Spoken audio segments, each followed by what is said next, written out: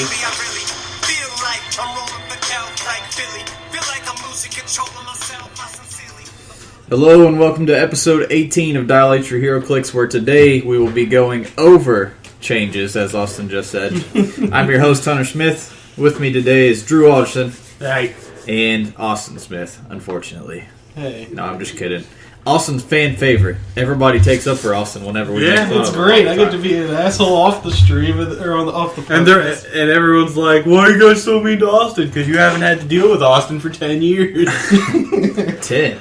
Well, your 20. entire life. 20 plus. I don't know what you're talking about. Today we're going to be discussing spoilers. 2013 PAC changes, now that we've had a few months to use them and try them out in tournament. And our thoughts on them now that we've had time to use them a lot. We're going to go over the Arkham Origins set, talk about best build, and talk about Aquaman comics. We're going to start off with some news. First of all, we got who I deemed Cosmic Spider-Man 2.0. And I'm talking about Darkseid from Legion of Superheroes. He's a rare, son. So, he has improved targeting. He ignores everything. Pretty much. Except elevated. Yeah, that's true, except elevated. He ignores hindering, outdoors blocking. That would include indoors blocking. So, hindering, blocking, characters, and he can make ranged attacks against people while he is based.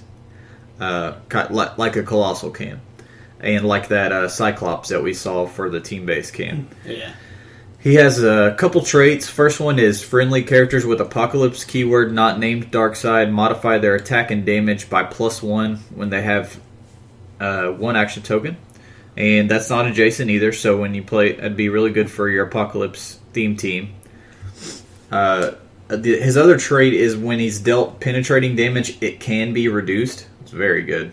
If he didn't use Outwit during your last turn, his powers cannot be countered. Whoa. So it's kind of a quasi... That's probably why he doesn't have quintessence too. Power call, yeah. On a trait that can't be reduced, or that can be reduced, then ridiculous. He has 3-point values, all of which start with Impervious. So yeah, he's going to get Impervious, and he'll get to reduce the Impervious as well.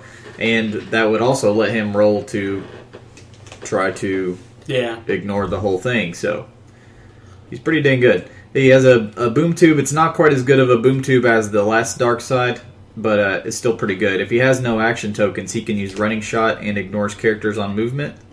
If he has one action token, he can use Phasing Teleport. When he does, he may be given a ranged combat attack as a free action after actions resolve. So it's pretty good. It is good. He's got Super Strength and Psychic Blast alternating pretty much his whole dial. 10 clicks long. Later on, he picks up a special damage power. Or actually, if you start him off at 300 or 200, he starts out with it. He can use Outwit and Leadership. When he uses Leadership, he may remove 2 action tokens from an adjacent friendly instead of 1. If he does, that character is dealt 1 unavoidable at the end of the turn. Similar to that Deathstroke that we got for... What set was that Deathstroke from that could do that? I think it was the last one, wasn't it? The Teen Titans one? Yep. Does Barda have Apocalypse keyword or anything? She should. She's from Apocalypse. That's what I was going to say. So she should have the Apocalypse So you keyword. could boom tube leadership, dealer 1 damage. I wonder if she dropped onto something good after that. You could boom tube, then boom tube, then boom tube. Boom tube. Darkseid boom tubes, Barda boom tubes next turn, Darkseid boom tubes again. I got a great idea. Why don't we just not have flying or anything, just everyone facing teleport shoots? Let's all be Lex Luthor. I'm not really... Oh, he has 10 range with 2 bolts, by the way, while ignoring everything on targeting. And in Dom. Yeah, so he really is Cosmic Spider-Man 2.0. He's a little expensive. I think even his 200 points... He's worth those points, though. There's no way he's expensive at 200 points, sir. The only thing is at 6 clicks for 200 points, I feel like if you could pull off some... If you could completely nuke him, you could sweep... Well, good luck nuking someone who you can't outwit and can't reduce... And who can't be reduced. If he didn't use that's outwit. true. But he won't use outwit if someone's coming at him. I don't know. If he's a big chunk of your team, he might be your only outwitter. We got another spoiler for Superman Legion of Superheroes. The one I liked the best was Orion. Oh, he's good. He's currently in Wonder Woman New 52, and he basically seems like he's going to be a regular character because he's been around for about 6 or 7 issues now. He has two traits as well. At the beginning of your turn, if he has any action tokens, you can give him a free action and heal him of 1 damage. He has Indom on top of that, so... As a free action, that means you could do it whenever you wanted to. So, I mean, like, if there was any situation where you'd want to heal it... No, it says at the beginning of your turn. Oh, at the beginning of your turn, you can give him a free... And he has to have action tokens. His other trait is when Orion targets a character who possesses the Apocalypse keyword, modify his attack value +1. When he targets a character named Darkseid, modify his damage value by +1, and ignore any damage powers the target can use. So he is anti-Darkseid. Is it damage powers or defense powers? Or sorry, defense powers. I was like, hold on. He gets +1 damage, and he ignores any defense powers. So he doesn't even have to worry about the, Darkseid's trait and his impervious. Neither one would help him against that. Orion would just cut right through it. Dealing 5 damage if you're starting... Actually, both his clicks, he would start off doing 5 to Darkseid, but he starts off with 4. He starts off with a special movement ability on both his 200 and 150 point options. It's running shot, phasing, and flight ability. He has Invincible on 200 points and impervious and psychic blast on the 150 points. He's a pretty dang good dial. Yeah. He always deals no less than a 3 damage. And most of the time it's penetrating, or some of the time it's penetrating. He picks up a special... Actually, almost all the time it's penetrating, because later in his dial, he picks up Exploit, Flurry, and Charge with Invincible again. I like picking up that mid-dial Invincible. Yeah. So he's a pretty good piece. People don't really expect it either. He also has Justice League keyword. Ooh, so really looking forward to playing him. Highfather is our last spoiler from Superman Legion of Superheroes set. You know what, before we go over him real quick, the one thing I'm really liking that I've noticed with these spoilers the last few weeks, they're doing a lot of ruler keyword. Like, ruler keyword was one of those that was pretty sparse before, but like in the last 2 weeks alone, we've seen 6 rulers already? Yeah, and this guy, it's good to have around a 100 point option on ruler, because they're usually super expensive. And that's why you quintessence, period. You can't typically make theme teams with rulers just because they're so dang expensive. He has a trait, or first I should note, he has quintessence, and he's 130 points for 6 clicks. He has a trait called the Pact. At the beginning of the game, you may announce a pact.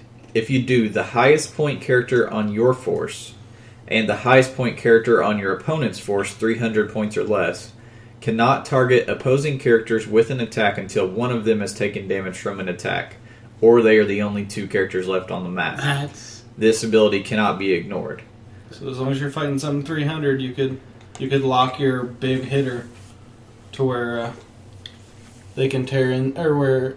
Oh, let's see. It can't target opposing characters that attack until one of them takes damage from an attack. Where they basically, if you did that on their big piece, they have to go after Highfather if they want to do anything with that guy, basically. Yeah. So couldn't you run an army of mystics and then assign your big person to be the pact person? They'd have to pick off the mystics if they had one big 300 point figure or whatever. If you do the highest point character on your force and the highest point character can't target... No, they wouldn't even be able to hit your mystics. They have to come after Highfather first. The person's... Okay. Yeah, you have to deal... The people who have the pact, they have to take damage before your big guys can target anybody else on the teams. He has phasing and TK for the first half of his dial, and a special damage power. Leadership, prob control, and support. When he uses support, the target's combat values are modified by +1 until the end of your turn. He second half of his dial, he gets Invincible, Close Combat Expert, and a special attack power. Give him a power action and replace him with 051 Tachyon on the same click number. We haven't seen that click yet, so we don't exactly know what that's going to go into. But he's not a bad piece for his points. I think that someone's going to find a way to abuse his trait and that damage ability. He's an interesting experiment if you look at him. He's kind of a higher point support piece, but he rolls onto some close combat expert once you hit him down. Yeah, definitely a support piece because he doesn't have range, but he has TK, leadership, prob, and support with +1 combat values. It really all matters what and that trait too. Yeah, the trait's really good. He seems like a neat piece. I think we will see. We're going to see some teams with him in the future, I think. Ooh, and Quintess's keyword. Has that ever existed before? Wait, ooh, Let me look that up because that just kind of I didn't notice that when we first saw him, and it kind of flagged off my head. I was gonna say his keywords look pretty sweet too. High Father, Quintessence. Oh, there's an old Phantom Stranger, an old Shazam, and Ganthet, and the Spectre Colossal. So there's only and Stan Lee. Don't forget about Stan Lee. I don't count Stanley. I always count Stanley. There's only 5 characters with that keyword. 6 if you include Stanley. So pretty cool. You know what's cool about him? His trait will be one of those where you'll get some crazy build, like you'll get some kind of crazy build assignment for 1 week, and you'll think of some way to abuse that trait for some fun. You know what I mean? Like I already know Harry's probably got ideas swirling in his head. There's going to be some kind of situation for that. That's all the Legion of Superheroes. We got 3 figures spoiled for the AVX. We got Cap, who I thought was way too good. Or not way too good, way too high of a piece. He has a 200-point option, which Cap at 200 points. Yeah, I mean, Cap... I'm fine with it just because of the fact that I want a leader piece for high-end Avenger characters, so if I play Thor, Cap, Iron Man, I can actually leadership them without it having the broken option to remove from any Avenger of any point value. Yeah. I mean, then again, I admitted they shouldn't have made a 200-point Batman. Although, I gotta say, with Batman, it makes slightly more sense because Batman at base can be upgraded depending on what kind of things he has at his disposal. Cap's not going to get... Do you know what I'm saying? Yeah, Cap doesn't have a battle suit. If Batman has time to prepare, then he could be, more and more and more effective, going up. Cap's going to be Cap, you know. But the 200-point Batman's also a leadership piece, though. Yeah, he is. Yeah. And he gives people the same keyword less than him. That's what I mean, though. It's like a core team leader piece. Yeah. I don't like either of them being 200 points, but that's just because we're comic nerds here. He has 2 traits. He can use leadership. When he rolls the 6, you may place a friendly character with the Avengers keyword, a lower point value, and within 4 squares adjacent to him. But only if you remove the action token from that character. So that could be useful. He also gets to choose at the beginning of his turn reflexes or energy shield. He can use that until the beginning of your next turn. Anytime I've ever seen that power on anybody, it's been the most annoying thing. Not to mention he has impervious too. So yeah, starts off with impervious on his 200-point option, invul on his 100-point option. And I gotta say, his 100-point dial looks pretty dang good too for its points. Yeah. If you play him at 200, he's going to start with 2 clicks of running shot and a special attack power. It's takedown. He can use end cap as if he had 2 bolts. When he does and hits 2 characters, he may give one character 2 action tokens instead of giving each character 1. If that character cannot be given the second action token, deal it 1 penetrating damage instead. So actually, you got a potential of dealing it 2 if they don't have willpower already. So that could be useful, although when he has that, he's already dishing out 4 damage. It's actually already an end cap, so if they have 2 tokens, you could hit them with it and then choose them for the penetrating. That's what I'm saying. They would take the one... That's why I'm saying it has a potential of dealing 2. Well, you said without willpower, and that threw me for a loop. But if they already have 2, with willpower, they still would have to take it. Yeah. He gets charged later in his dial, picks up Perplex and Empower and Exploit Weakness. I like Cap having Empower. I think that's a power that he should have all the time. Yeah. I don't really like Exploit that much, but I think I like Cap having Empower. His team-based ability gives him reflexes and defend. Very good. That's pretty good. And like we said, he's got 8 clicks for 200 points. For 100 points, he only has 5 clicks. Amazing keyword selection. He's got Shield, he's got Avengers, he's got all kinds of crap. All winners, Avengers, Invaders, Past, Shield, and Soldier. Even though his 100-point dial is only 5 clicks long, it's a very hard-hitting, effective 5 clicks. So I think it's really good. Save the exploit and potentially the imperv. This is like what I would imagine a perfect cap to be to me. Like, that in-cap ability is cool. It fits in. I really don't like... Me and Ricky, Ricky's the biggest Cap fan that I know. And even he admitted Cap shouldn't have impervious. Yeah. But the reflexes and energy shield thing is kind of a no-brainer, and I can't believe more Caps haven't had that before. Yeah. That's something that really, in my mind, is something that he should have all the time. It kind of signifies. But either of those on top of an 18 impervious is pretty sick. Yeah, he's going to be pretty annoying. Yeah, Cap's more about damage avoidance than damage reduction, I think. His next is Namor, who's on the X-Men base. He ignores characters on movement, and he has a trait. When he's hit with an attack or given a second action token, put a rage token on his card. Before Namor rolls for an attack, you may remove a rage token so that the attack deals penetrating. So nasty. That's pretty sick. And he's hitting pretty damn hard. Top click, he's 225. Charge with an 11 attack, super strength, and 4 damage already. So if you have a heavy, that's 6, and if you take a token off, that's 6 penetrating. He rolls on to CCE too. Yeah, he has Charge and Flurry mixed in his entire dial. He has Precision Strike and Super Strength mixed in his whole dial. He starts off with Impervious on both point options, and then goes to Invincible, and then again mid-dial Invincible. My personal favorite click, though, is that click 3. 11 attack Precision Strike, so they can't Super Sense. Flurry, and 4 damage. And Battle Fury. So you mind control. Take a token. You take Well, a he is token ignoring off. Shape Change with Battle Fury, and he's ignoring yeah. Super Senses with Precision Strike, and he's Flurry. And he's flurrying for 8 penetrating. Yeah, especially if you had a couple Rage tokens to throw on there. Oh my gosh, That's he's. I like him. I like him a lot. His He's defense probably going to power's be. kinda cool, He's going to too. be my go-to Namor.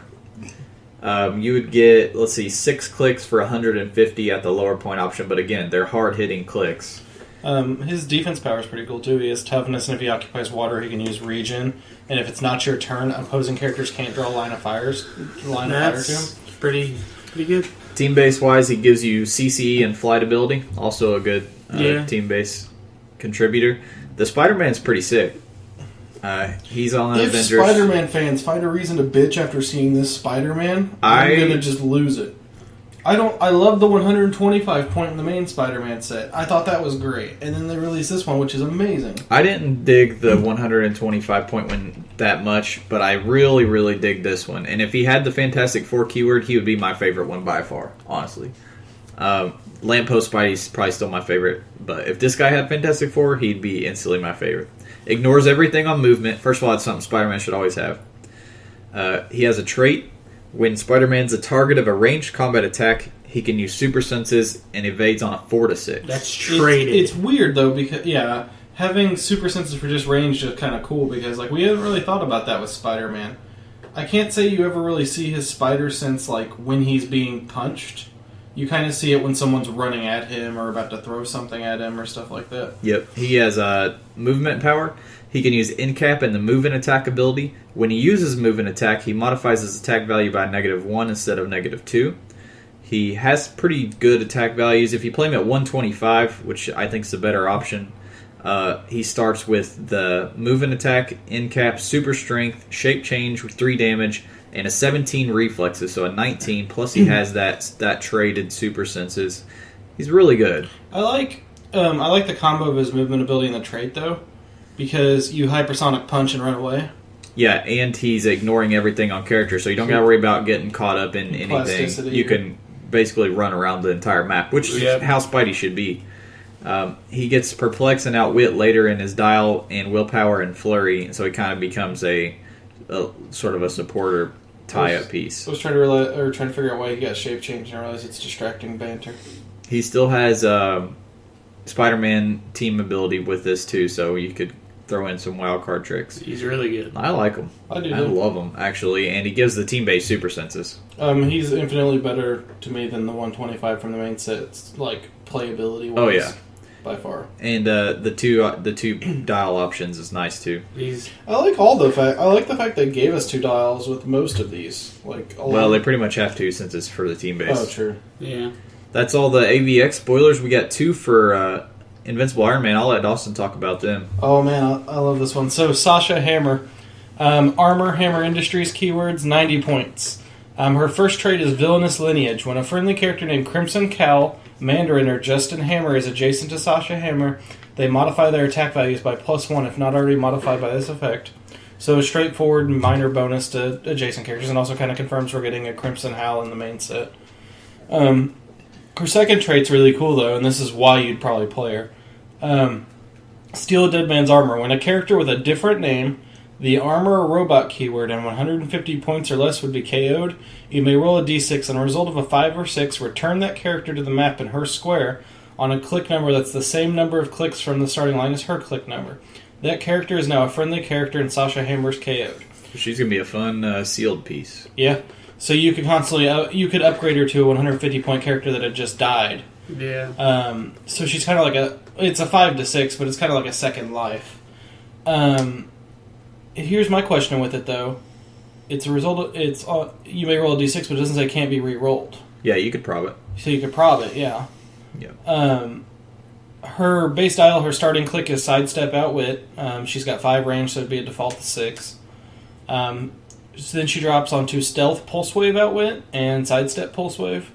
Down dial, she's mastermind psychic blast stealth. She's a solid like outwit piece, and with the Hammer Industries ATA, she's a perplex piece. And then she's a second life for potentially one of your bigger pieces. I don't see myself playing her a lot, but I think I could find some niche teams that I'd like to run her on. Yeah. I think she gets better in sealed for this set just because of the trait and how many armor or robot pieces are going to be in this You set? know what I would run that trait with really well? M10 Iron Man at his half point dial. Yeah, and it because it also doesn't specify when an opposing character, it just says when a character. Oh, yeah. So that could be yours or theirs. So she's going to be pretty fun to play in sealed. Other than that, I can't see myself playing her too much. I'm an armor and robot fanboy, so I will find uses for her. And I do like the fact that she starts with Invul, and then if she gets popped, she might go on to Pulse Wave and Sidestep, so I like that. Yeah. Sasquatch and Sasquatch Prime got spoiled, too. Yeah. Sasquatch is pretty straightforward. Alpha Flight Animal, Deity Scientist, 95 points. The banner click at the start. It's a banner click at the start, which sucks. No willpower, so you could ignore it. You could choose not to take the pushing damage on willpower, but you push off Outwit onto it's Flurry, Super Strength, 18, Invul, 3 damage, and the dial kind of alternates between Charge In, Flurry, Blades, and Outwit. It has Outwit most of the dial, actually. Yeah. It stands 2 clicks. Toughness and Invul once in a while, and then the final click is an Outwit region. And I think we just talked about it last week, how I love having Outwit on my region clicks to stop people from moving and attacking you. Not a bad piece for 95 points. I don't know how often I would see myself playing this piece. I don't know. I don't like banner clicks at all. Yeah, I don't care much for them myself either. And the dial for 95 points... Flurry Blades 3, or Flurry Blades 2 isn't bad because you kind of lock in that you're going to Blades at 2 for better chances. But overall, just charge Blades, charge Blades, charge Blades. Yeah, to me it seems more... he does have 1 click of Flurry Blades, but he just seems to me like a filler if you need melee in your sealed team and you pull him and you need a melee piece, then he's not too bad. Because he's giving you that Outwit too. Yeah. Other than that, he's not anything exceptional. The Prime... Now, the Prime I actually really like. Sasquatch Prime has Alpha Flight, Exiles, and Scientist. More Exiles. Point value, it has a 119 point and a 99 point starting line, and the X-Men team ability. It has a trait. Once per game, Sasquatch can use hypersonic speed. So that's kind of cool. Just having that option available to throw your opponent for a loop because they don't see it on the dial. Right. Starts out Charge, Super Strength, Outwit with a 4. Now, Outwit Super Strength is a great combo because you knock out your opponent's defense and then you just charge in and blast them with an object for 6 damage. So I really like that starting out on the 119 dial. And then second click, it picks up a special damage power viewed from the Panopticon. Now, this is why it's a prime. Sasquatch can use probability control. When she uses it during your turn, she may target a character anywhere on the map. So there's no range restrictions, no line of fire, nothing, just anywhere on the map. So if you start her on her 99 point dial, she actually starts with that. Yep. So you have a 100 point, no line of fire restriction prob on your turn. She still has to have line of sight on their turn though. On their turn and stuff, yeah.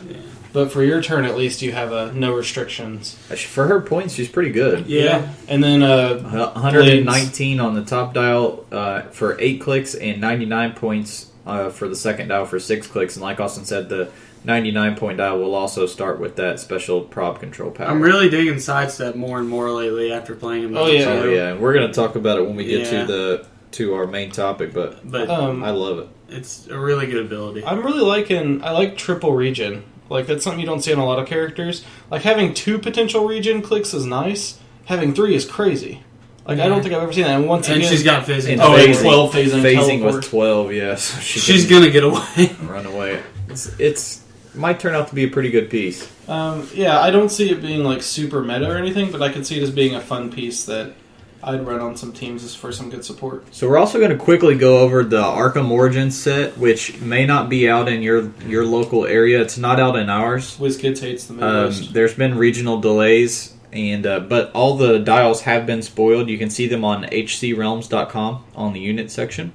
We've already talked about the Batman. He's pretty solid for his 140 points. Yep. He has some abilities that represent his powers in the game. He has remote battering attack power. When he makes a ranged combat attack, he can draw lines of fire from any one square within range and line of fire, but the target must still be in range, so he's kind of like Ricochet from Spider-Man. Yeah, well, there is a cap that does that. There's damage power, explosive gel. Give Batman a free action and destroy an adjacent wall or square of blocking terrain. It's free action, too. Yeah, so free action, good. so he... Like I said, just a pretty standard dial. He has a trait of Endcap. If he KOs an opposing character this game when he uses Endcap, he may also deal his printed damage value any way you choose among the hit targets. That right there is very good. Yes, sir. If you can get him to finish off. So, pretty solid, common Batman. Now, let's go over the assassins and stuff. Let's do the main guys, and then we'll go over their thugs. Now, there's a thug for Bane, Joker, Penguin, and Black Mask. We've already gone over Black Mask and the Black Mask thugs on the podcast. The Black Mask is pretty cool. He'll be especially good for these pieces in this set because of his attack power. Give him a power action. All adjacent friendly characters with Assassin keyword or share a keyword with him, which he has Arkham Asylum and Gotham City Underworld, may be given a move action as a free action. So he's kind of a Lieutenant Gordon, but costs a little more. He has Outwit and Perplex his whole dial, so he's and he gets Mastermind mid dial, so he's kind of a support piece. He's better than the SOG one was kind of our final verdict. Definitely. The Black Mask thugs, however, leave a lot to be desired. They're not god awful, but they're nothing special, and I kind of prefer the False Facers from SOG a little bit if I was going to use them in conjunction with this Black Mask. And also those False Facers have Underworld, so they could carry each other too. The Penguin and the Penguin thugs, personally, I thought were the better of the thug guys. Penguin is 78 points with Stealth and Mastermind and a special damage power. He can use Outwit. He may activate Outwit with a power action instead of a free action. When he does, he can count squares and draw lines of fire from the square of a friendly character sharing a keyword with him. So he pulls a Professor X. Yep, Gotham City and Gotham City Underworld on him, and Ruler as well. So there's a cheap Ruler, 78 points. I'm upset he doesn't have Arkham Asylum. Yeah, why doesn't he? Well, I guess when he gets arrested, he doesn't ever go to the asylum. He goes to. I think it's more so they didn't want to. He goes to Blackwater. Why are we having such a brain fart right now? Blackgate. Blackgate. Yeah. I was gonna say I think part of it was because his damage power. They wanted it to be through thugs as opposed to through. Correct. And so the Penguin is not bad. The Penguin thugs, however, I think are the better of the thug options. Oh, I love the Penguin thugs. 37 points, 5 clicks long, Incap, and a special damage power. When a friendly character named Penguin is within 8 squares, Penguin Thug can use Perplex only to decrease combat values of opposing characters. But here's what I like about them. For one, Batman enemy means they can steal good attack value. They have a 4-range Incap, so if you have a bunch of them together, you could copy, let's say, a really high attack value from like a Joker or something, and then they could all perp down someone's defense and just Incap the living crap out of them. And then of course you have the Outwit through Penguin going through one of them. Like, this is one of my favorite thugs they've done. I mean, it's very flavorful. It's very straightforward. Yeah, I don't think they're anything super special, but They're just He's cool. they're the best out of the set because honestly, I was very underwhelmed with all these thugs. The Joker we've talked about as well. Him we liked a lot. Yeah, he's good. He's the one who has the traded poison, and if he's KO'd an opposing character this game, when he uses poison, it's penetrating. And the reason that that's even better is because of his special attack power, Smoke Cloud. And when he uses poison, the Joker may treat all opposing characters which ended the previous turn adjacent to one of his hindering terrain markers as adjacent. So he can do penetrating poison to, a potential of 15 characters if you spread those 6 Smoke Cloud squares out. Oh, yeah. So yeah, if you can set up him to get the kill, him and Prime Deathlock would be best buddies because Deathlock could pepper him down to their last clicks since he can't KO him, and then Joker could get the KO. Doesn't that con-exclusive Pestilence get bonus combat values for each enemy damaged by poison this turn or something like that? I've never played it, but probably. He's a wild card and stealth and reflexes and shape change top click. He's a pretty good piece. I for gotta his say, out of the points. Jokers I've seen, he's probably my favorite. Like, He's one of them, and if he plays out really well, he may be one He's of good. the you know, best. Joker I hate with a passion, the Clown Prince of Prime or Crime. He's talking shit about your boy. I don't give a shit what this guy has to The say. Joker thugs were very underwhelmed with. Yeah, Just they're go with pretty- the Batman set. Get the fat ones, go for the Joker with the thugs good from ones. Batman. or hell, even the Dark Knight Rises one. These Arkham Origins Joker thugs have stealth, willpower, and a minion power. When they're within 8 of the Joker, they can use poison. When he does, the Joker thug is dealt 1 unavoidable, so you have Terrible. to take 1 to deal 1. Terrible. And see, that's what's crazy about that. That damage power would have been fine, and they would have been tolerable if they didn't take the damage. Yeah. They don't really... Yeah, it's not like they're super good and they need that negative on their dial. seriously. It's terrible.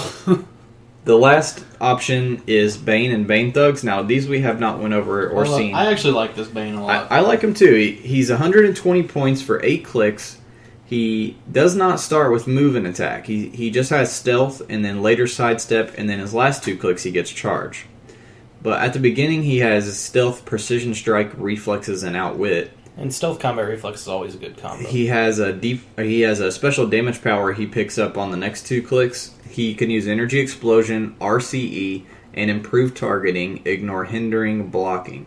When a ranged combat attack resolves, any blocking terrain along its line of fire to the target is destroyed, as if he had a range value of 8. He may only use improved targeting, ignore blocking. When a ranged combat attack resolves, any blocking terrain along its line of fire to the target is destroyed, to ignore up to 1. So basically, it's he just can like blow up a huge wall of... it's just like an RPG. He can only go through 1. He can't go through a huge line of blocking, which makes sense if you think of it as an RPG. As soon as it hits, it's going to detonate. Pretty cool. It can definitely be something that the opponent doesn't expect to be coming from a Bane. An 8 range through I was going to blocking say, shot. that's what I like about him, is he starts out as a ranged piece with that. Yeah, he starts off as ranged and then goes into melee as the game goes on. So he's not too bad. His defense power for his last 2 clicks could be useful. When this click is revealed while taking damage, stop turning the dial and roll a d6, subtract 3, minimum of 1. So you're pretty much going to be a minimum of 1 each time. Increase Bane's combat values by the result as long as Bane possesses this power. Bane can use Invul, and this power can't be countered. So he has 2 stop clicks at the end of his dial, both of which give him a potential of going up in values out of between 1 and 3 with a minimum of 1. Stop, click, strong hold guy. on. When it's revealed after taking the turn the value, roll a d6 and modify his combat values, right? It just says as long as he possesses this power. So when you hit the first stop click, would you modify, then you hit the second and modify it on top of the previous one? No, I think when you're going to stop turning the dial. You're not going to keep turning after that. I'm saying would he modify his combat values twice?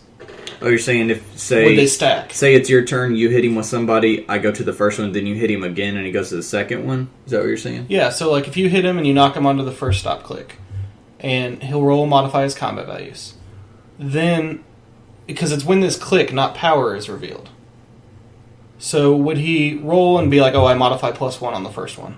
That and then he'd stop on the second one, roll and modify again. I would think so, the way it's worded, since it says when this click is revealed. Because that makes it a little better. But that's one that's going to need clarification. And they'll go over and talk to the WizKids and see how they originally intended it to be. The way it's worded, I would think you're right, though, as far as when the click. I mean, at best, that would put him at +3s. Well, Yeah, even just easier, just the fact that he's 2 stop clicks in a row is going to be Yeah. annoying as hell. With Invul, by the way. What are his on keywords? Assassin, Brute. Oh, he's got Assassin, buddy. I'm playing the hell out of this Soldier guy. and Gotham City. Not to Underworld. mention he gets Batman enemy, and if he's pumped up on juice, he can share his 12 attack value after you. Well, yeah, after you model. Yeah. No, he couldn't. Oh, it's is it? It's Prison? replay. Yeah, Batman replaces. It's just like defend. Okay. So he'd have to go with his base. Damn it, Drew, you got me all excited. I got myself. Although you could take somebody else's 10 and then plus his whatever pluses. And then Well, put there you him- go. Well, you know what I really like? The fact he's a Batman enemy assassin, because there's a lot of calculator assassins out there. Yep, true. Now his thugs like are Hitman. not god awful. They're 45 points. They have attack or charge and empower and a special attack power. When a friendly character named Bane is within 8, they can use willpower. See, I like these guys basically as much as I do the Penguins. I like these guys because they're a 45-point empower minion, which we don't have an empower minion outside of Mage Knight yet. Yep, and they can dish some damage. I mean, charge, willpower, 2 damage already with empower for each other, and Batman enemy. Late dial, they pick up CCE, reflexes, and sidestep kind of mixed in there. So I like them for 45 points, especially playing a few with that Bane. yeah. Now, let's go back. That's all of the minion guys. Let's go back to the commons. Electrocutioner we have not seen yet. 70 points. A special damage ability that he gets mid-dial. It's Quake, and when he does hit, characters are given an action token but not knocked back. Now that's actually useful for him because he has poison and plasticity. And I'm happy. I wish they'd do more Quakes like that, honestly, because there are a lot of times that there's some characters I don't want to knock back with. So he has the combo of plasticity, poison, Quake giving tokens, and not knocking back. So if you had an outwitter or two to outwit their defense, he's going to be I don't know, some dealing sort of damage. penguin maybe, perhaps, that outwits through people that share keywords with it. Yeah. Good idea. Assassin, Underworld, and Soldier keywords on him. Not too bad for 70 points. 70 points, not terrible. And I'm always happy with Batman enemy TA. Robin is 72. He has he ignores hindering and may move through squares adjacent to or occupied by opposing characters, but still needs to break away. So he has basically the flight symbol, but he can't carry. Is essentially what that is. He gets a special attack power on his movement power on his last 3 clicks, which I like. He has Endcap. When he uses it to make a close combat attack and hits, he may use Endcap as a free target or as a free action, targeting the same character again. And he has Perplex on that, so you can Perplex him up to a 10, Endcap, hit, Endcap him again. Try to push them while you're out actioning them. 6-range double bolt energy explosions, nothing really. Yeah, he starts off a sidestep and willpower and energy explosion. Then he gets sidestep Endcap for the next 2, and then he gets the special Endcap thing. He's got 6-range double bolts. He's pretty solid. He's not great. He's pretty meh. I mean, he's about like the Electrocutioner. He's not horrible, but he's not great. don't know. And There's definitely better Robins. that's what I was going to say. There's definitely better options for Robin, whereas Electrocutioner, he's the only Yeah, one. well, you're gonna play Electrocutioner. You're gonna play Electrocutioner. Anarchy. Have we talked about Anarchy? No. I don't think they had shown No. it. Now, this one I like a little better. It has running shot and a special energy explosion. When Anarchy hits with a ranged combat attack, he may use Smoke Cloud as a free action, but may only place hindering terrain markers in the target square or squares adjacent to the target. So he gets the energy explosion, then Smoke Cloud with the running shot, and he has a Perplex and Super Senses too. He gets regular energy explosion and prob control in the last 3 clicks. So, you know what though? I actually don't like it that much because I just realized he only has 4 range. No, shit, he does. If he had long range with the Smoke Cloud and the energy explosion combo, I would like it a lot. Or if he had multiple bolts. And he also, yeah, I'm not digging it.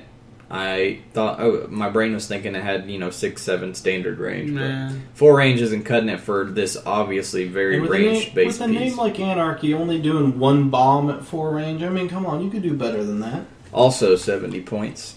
Barbara Gordon is 55 points. She has Origins of the Oracle trait. She can use Perp. No. She can use Perplex. If she has KO'd an opposing character this game, when she uses Perp, she can count squares and draw lines of fire from any friendly character square. She has a damage power. When she's adjacent to a friendly, give her a free action and immediately use Outwit until your next turn. So if you can get her to KO somebody, she's going to have Outwit and Perplex for 55 points. Yeah, but good luck. The thing that increases her value is perhaps... Well, never mind. She's not an alter ego. Yeah. I was thinking she was going to be an alter ego. She doesn't have an alter ego? There's no Batgirl in the set. I will say the one thing I'm liking, and this is a rules thing that they've started doing, they started putting immediately after give them a free action to do something on a lot of abilities in a lot of these new sets. Because previously it was like, it just said like give her free action to use Outwit until your next turn. Now it says give her a free action to immediately use Outwit. So there's like no room for anyone to try to wiggle around that. Like it's pretty straightforward, and I like that. Captain Jim Gordon, 99 points, police, running shot and end cap, 6 range, 1 bolt, leadership. He has a trait of capture ability. The first time he releases a captive, choose a friendly character with a lower point value. That character can use capture as long as Captain Jim Gordon is on the map. So he's a capture piece, and after he successfully gets one done, you can choose another one of your figures and give them capture as well. So how many different Jim Gordons do we have with different titles? We have Captain, we have Lieutenant, we have... Yeah, there's Lieutenant Gordon, Sergeant Gordon, Jim Gordon, Commissioner Gordon. When do we get a General Gordon that calls in the airplanes and the tanks? He's got an attack power, he picks up late dial. Adjacent friendlies that share a keyword with Jim Gordon can use sidestep. I like that. That is good. Detective, Gotham City, and Police. So definitely not the best Captain Gordon we have, but he's not too bad for his points. He may have some possible combos with capture teams. I'm kind of sad his attack power isn't on his first clicks, because I think he'd be a lot more playable with that. I was going to say what I would like about that is it would give you a potential alpha with some police teams where your opponent's like, oh, I'm out of range and everything. He can't get to me to shoot me this turn. Oh no, everyone adjacent just sidestepped the enhanced ball for Yeah, I agree. That would make his value quite a bit higher. So far, nothing in this set is really super exciting us. The Penguin. Except the Joker and Bane is not too bad either. But Edward Nygma is 90 points, and this guy's a pretty good option to the old Edward Nygma. This guy. Stealth, Precision Strike, Mastermind, and Probability Control. When he uses prob not on your turn, if the final attack roll is unsuccessful, give the attacker an action token. I love that. Like, I really want to see that more often. He also has traded Outwit. If he's KO'd an opposing character this game, when he uses Outwit, he can also use Perplex, but only to target the same character. So you have a figure that if he can get the kill, has Outwit, Perplex, special prob control on crack, and stealth. So he can be hiding, stealth, and do 6 range precision strikes. Yeah, I was going to say, that precision strike makes the final hit a little easier on some people. I like him. He's a perfect Riddler. Yeah, he's a good not upgrade, but just a good newer version of the older. Make you guess colors. Okay, so he's just like the perfect Riddler. He sits in the shadows. He fucking masterminds everything. He can prob. He's perfect. The Arkham Asylum one's good too, and pretty similar. Arkham Asylum 105 Edward Nygma has same thing, end cap on his top dial, this new one starts Precision Strike, doesn't he? Yeah. End cap, Outwit, and Special Defense Power, which is Enhancement and Mastermind. Yeah, but when an action token would be given to a character adjacent to Edward, you may instead give it to Edward and roll a d6. If you roll a 1, you deal 1 unavoidable to the adjacent character. The reason he's good is that defense power. There's so many combos. He's a 60-point. You could run him with the Colossal and Yeah. make the Colossal not take an action token. This guy doesn't 1,000 have point piece. That's another thing. This one doesn't have stealth, and the new one does too. So, I think Drew's right. So far, this is the best figure in the set for me. He definitely is a great embodiment of the Riddler. the old Arkham Asylum one is very good too. Just kind of does something different. He gives you something special that this guy doesn't. But this new Arkham Origins Riddler is my favorite as far as standard, perfect embodiment. Yeah, he's really good. He also picks up in cap on his last 2 clicks. We're not doing Batman Classic again, Hunter. We're going to move into Copperhead, who we already went over. Not a super really exciting. Expensive. Yeah, calculator, 7 clicks, charge and exploit, and a special poison power, regular poison. Actually, though, looking at the rest of the set, this is kind of for the course. It's actually a little better, I think, for its points than some of these other figures we've been going over. Copperhead is. Deadshot we liked already. He's ridiculous. Deadshot's awesome. The fact that he's wild card with a 12 attack that he could potentially give to Batman enemies is just going to be sick. It's ridiculous. And he has that traded. If he targets a single opposing character with a ranged combat attack, he can use prob.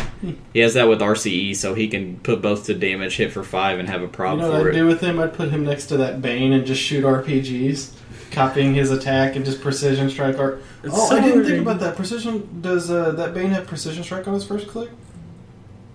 Yes. He has precision strike energy explosion, then doesn't? Oh no, on his second click. Yeah, the second the one. energy explosion's granted from damage ability. Right. He can do the RPG thing, get the energy explosion from that, and then use the precision strike that he already has. So it would guarantee 1 damage on every 1 splash. Yeah, I would pair him up with that Deadshot and just sit back and freaking unload down range and then blow up terrain with him. So Deadshot's already nuts. We already knew that. We told Firefly we also thought was pretty good. He's pretty decent. As far as now that we've seen most of the set, this guy is a little better. Yeah, his value's gone up. Yeah. One of the best sculpts I think I've ever seen. He has running shot and attack power. When he hits an opposing character, give that character a burn token. Characters with a burn token cannot use stealth. At the beginning of your next turn, remove the burn token and deal that character 1 damage. Place a hindering marker in the square that character occupies. I forgot to mention he ignores hindering himself. So basically he gets rid of stealth for the rest of your team on that character. He has energy shield and 6 range, 2 bolts with enhancement. So he's a very good range piece. Mm-hmm. He's the total range package. He's good defensively from range. He's good attack wise from range, and he's enhancing the rest of your range guys. So I liked him a lot, and me loving the character kind of makes him a little better in my eyes. I'm a little biased.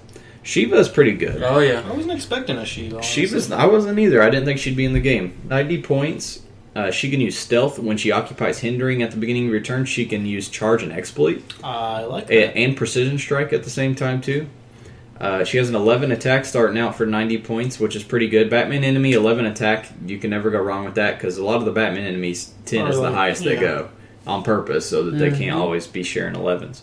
She has reflexes, first 3 clicks, super senses, last 3 clicks, and she gets flurry for the mid dial too. So I like her keyword selection. She's got a lot of them. Arkham Asylum, Assassin, Gotham City Underworld, League of Assassins, and Martial Artist. She's definitely going to go up there with kind of the best. She's for 90 points. I'm definitely going to run her on a lot of teams. Killer Croc is not horrible, but we've seen some good Crocs lately. Miami Vice. This guy's 105 points. His basic dial is kind of just standard fare for 105 point bruiser, but his traits are really what make him a lot better. And if you can get Theme Team and get Map with him, he actually turns into a really good piece. I don't think there is a Killer Croc with Invul, is there? I think this is the first time I've seen. No, and this guy also gets Invincible too. Yeah. This guy has good defense values. He has never below a 17. He has some clicks of 18. He has Invul, then Invincible, and then 3 clicks of Regen. But like I said, his trait is really what helps him go from solid to pretty good. When he occupies water, he can use Charge and Sidestep. And he also has that Hired Assassin's trait that the rest of them do, where you get bonus. Bane has too, which we forgot to mention.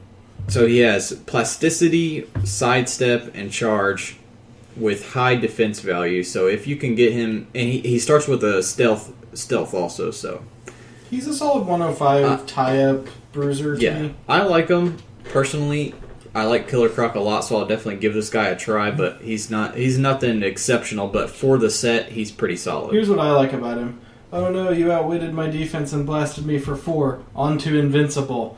Oh no, you hit me for 4 again. On to Regen. And then you just keep regenning back to that Invincible. Well, if you outwitted his defense and hit him on the forward, go on to Regen. But I'm just saying. Oh yeah, sorry. Deathstroke's the last one, and we've already talked about Deathstroke. He's nuts.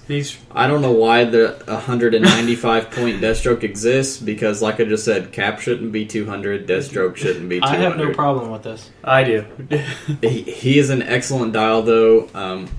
Although I don't know that it's really worth 200 points. I guess it is. The thing is, all these characters that have the hired assassin, they really overcosted that trade. His I think range feels way too low, honestly. Yeah, this Deathstroke is a little less range-based, a lot more melee-based than some of the recent ones we've been getting. He has charge and end cap. When he does, he may also deal his printed damage value divided among the targets. So just like that Batman, except that Batman has to kill somebody first. This guy just does it outright. Deathstroke don't give 2 shits. Yeah, he has or you can charge exploit for 4 damage on top click with an 11 that you can calculate to Batman enemy and share with the rest of your buddies. Nothing like 5 clicks of RCE. Either. Mid dial, he gets sidestep, energy explosion, super senses, and range combat experts. And then the last 4 clicks, he gets flurry and blades and a special defense power of regen and toughness. When he uses regen, only subtract 1 from the d6 roll. 4 clicks of sidestep RCE, and he ignores characters too. This Deathstroke's just bonkers.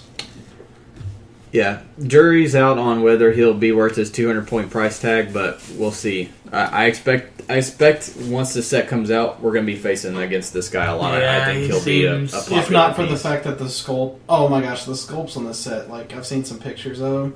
They just look so good. They did such a great job. So highlights of the set. I think the best. If I was going to say who'd be the most competitive piece of these guys, I'm still going to stick with Edward Nygma. I agree. For 90 points, he gives you the most for the value. I think. As far as big, pricey but fun pieces, Deathstroke and Deadshot are both excellent. At least fun. Bane's a little cheaper and also is just pretty good for his points and fun. The Bane Thugs and the Joker Thugs are ones I would suggest picking up. And Shiva might be my second as far as good bang for the buck. In higher point games, she's a pretty damn fine secondary. Out of the entire set, I'd say Shiva and Nygma I would suggest picking up just because I think you'll use them. Yeah. Also, they both have good keyword selection. Well, Nygma only has 2, but they're good ones, mainly Gotham City. He has detective How many too. points is David Kane? David Kane's 76. So that Shiva could leadership onto David Kane in a assassin team. See if my brain. Ooh, look at that brainium. 76 points, David Kane. Yeah, and you know that SOG Lady Shiva was pretty good. Hold on, before David Kane gives him. Is David Kane considered a villain? Yeah, he's a villain. Oh well, I know what team I'm playing. Thanks, buddy. You're welcome. As an assassin fan, like I love that keyword, and I've been waiting for some really good assassin characters. They're all pretty overpriced in this set because, as I said, I really think they overcosted the hired assassin trait. Because if you notice, all the pieces that have that are a little... But I like it. I mean, like, the sculpts are good. The characters are at least different. Like, they have some cool abilities. I'm not going to regret buying any of this set. As a whole, it's a set, now that you've seen all the dials, is it disappointing? You're looking forward to it? What do you think? Okay, the 2 best pieces are arguably Edward Nygma and Shiva. I mean, you're going to want the Deathstroke just for fun games, and Deadshot's just ridiculous. Deadshot's not a rare either, is he? He's an uncommon. He's an uncommon, so 2 of the best pieces are at uncommon with Deadshot and Nygma. But you're not going to buy... when we first saw this, they were pumping out the really good. We saw Deadshot, we saw Deathstroke. We were like, if they keep this up, the set's going to be amazing. Batman. And the Joker. Oh, I forgot the Joker. He's really good too. Yeah, the Joker. Yeah, he's a common too, isn't he? Yeah. Okay, so he's common. So basically, I think that if you buy this, you got a pretty good shot at getting something you want. I gotta say, if you're a Batman fan, it's definitely, like I am, it's going to be worth it. Yeah. I'm a little bummed out now that I've seen these dials because one of the things that I love the most about Clix is minions, and I'm not digging these minions that much. As a minion player, really, I like don't generics see a lot. myself playing any of these. Yeah. My overall verdict, power-wise, disappointing. Flavor-wise, great. Like, that's really what it boils down to me. And it gives you some fun options for your favorite villains, too. Like, you're not going to get a 200-point Deathstroke. You're damn sure not going to get a 150-point Deadshot. He must be, like, one of the main, like, last villains in the whole game. Yeah, I think that's what it is. This is related to each other. They did hype him up. If they made him cost 150, he must have been, like, one of the last villains in the game, so they wanted to make him, pricey and really good. But, I'm a little bummed out that the common guys aren't the thugs aren't any better, but as a whole, it's a pretty solid set. And that Shiva and Enigma were big surprises for me when I saw the their Shiva dials. was a huge surprise to me. Those are both exceptional dials, I think, for their points. I just feel like if you do prizes like us and you buy Gravity Feed, this is a perfect prize. And you do well, there's a lot of stuff up here you'll want. Moving on to what we played.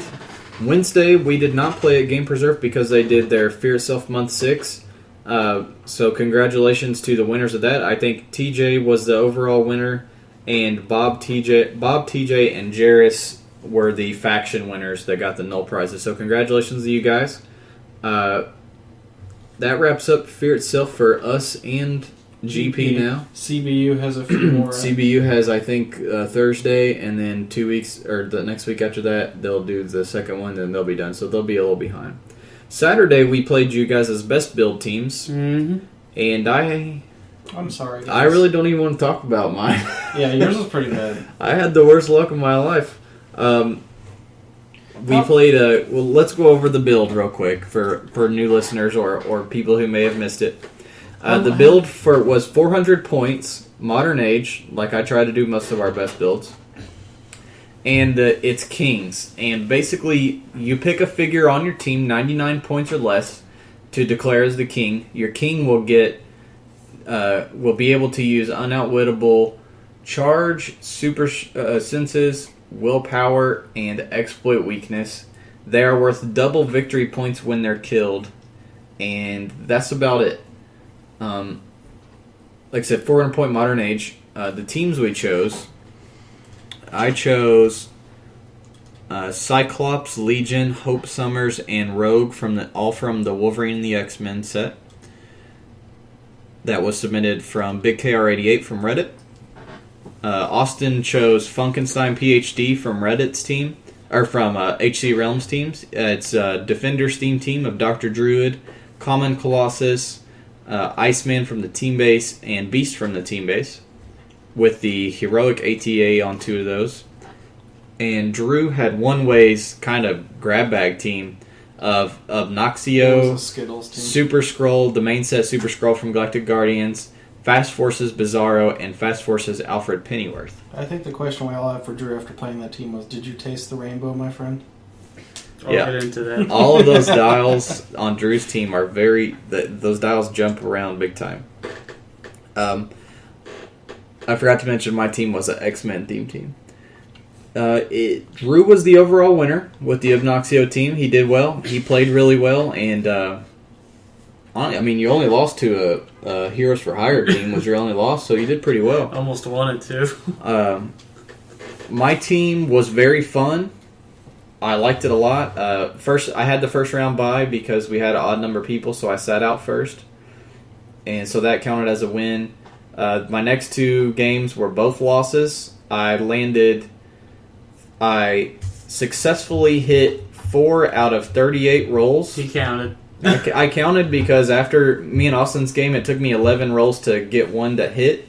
It was hilarious. So it was funny at first. Then it was almost suicidally depressing. Yeah, it was one of those things where it's so funny, but then it gets really sad, but then it gets so sad it's funny again things. And then it got depressing again when it happened the second. I thought he was going to run out in traffic. So me and Austin played. It took me 11 tries. And the funny thing is, I was choosing Prob for Legion's Power.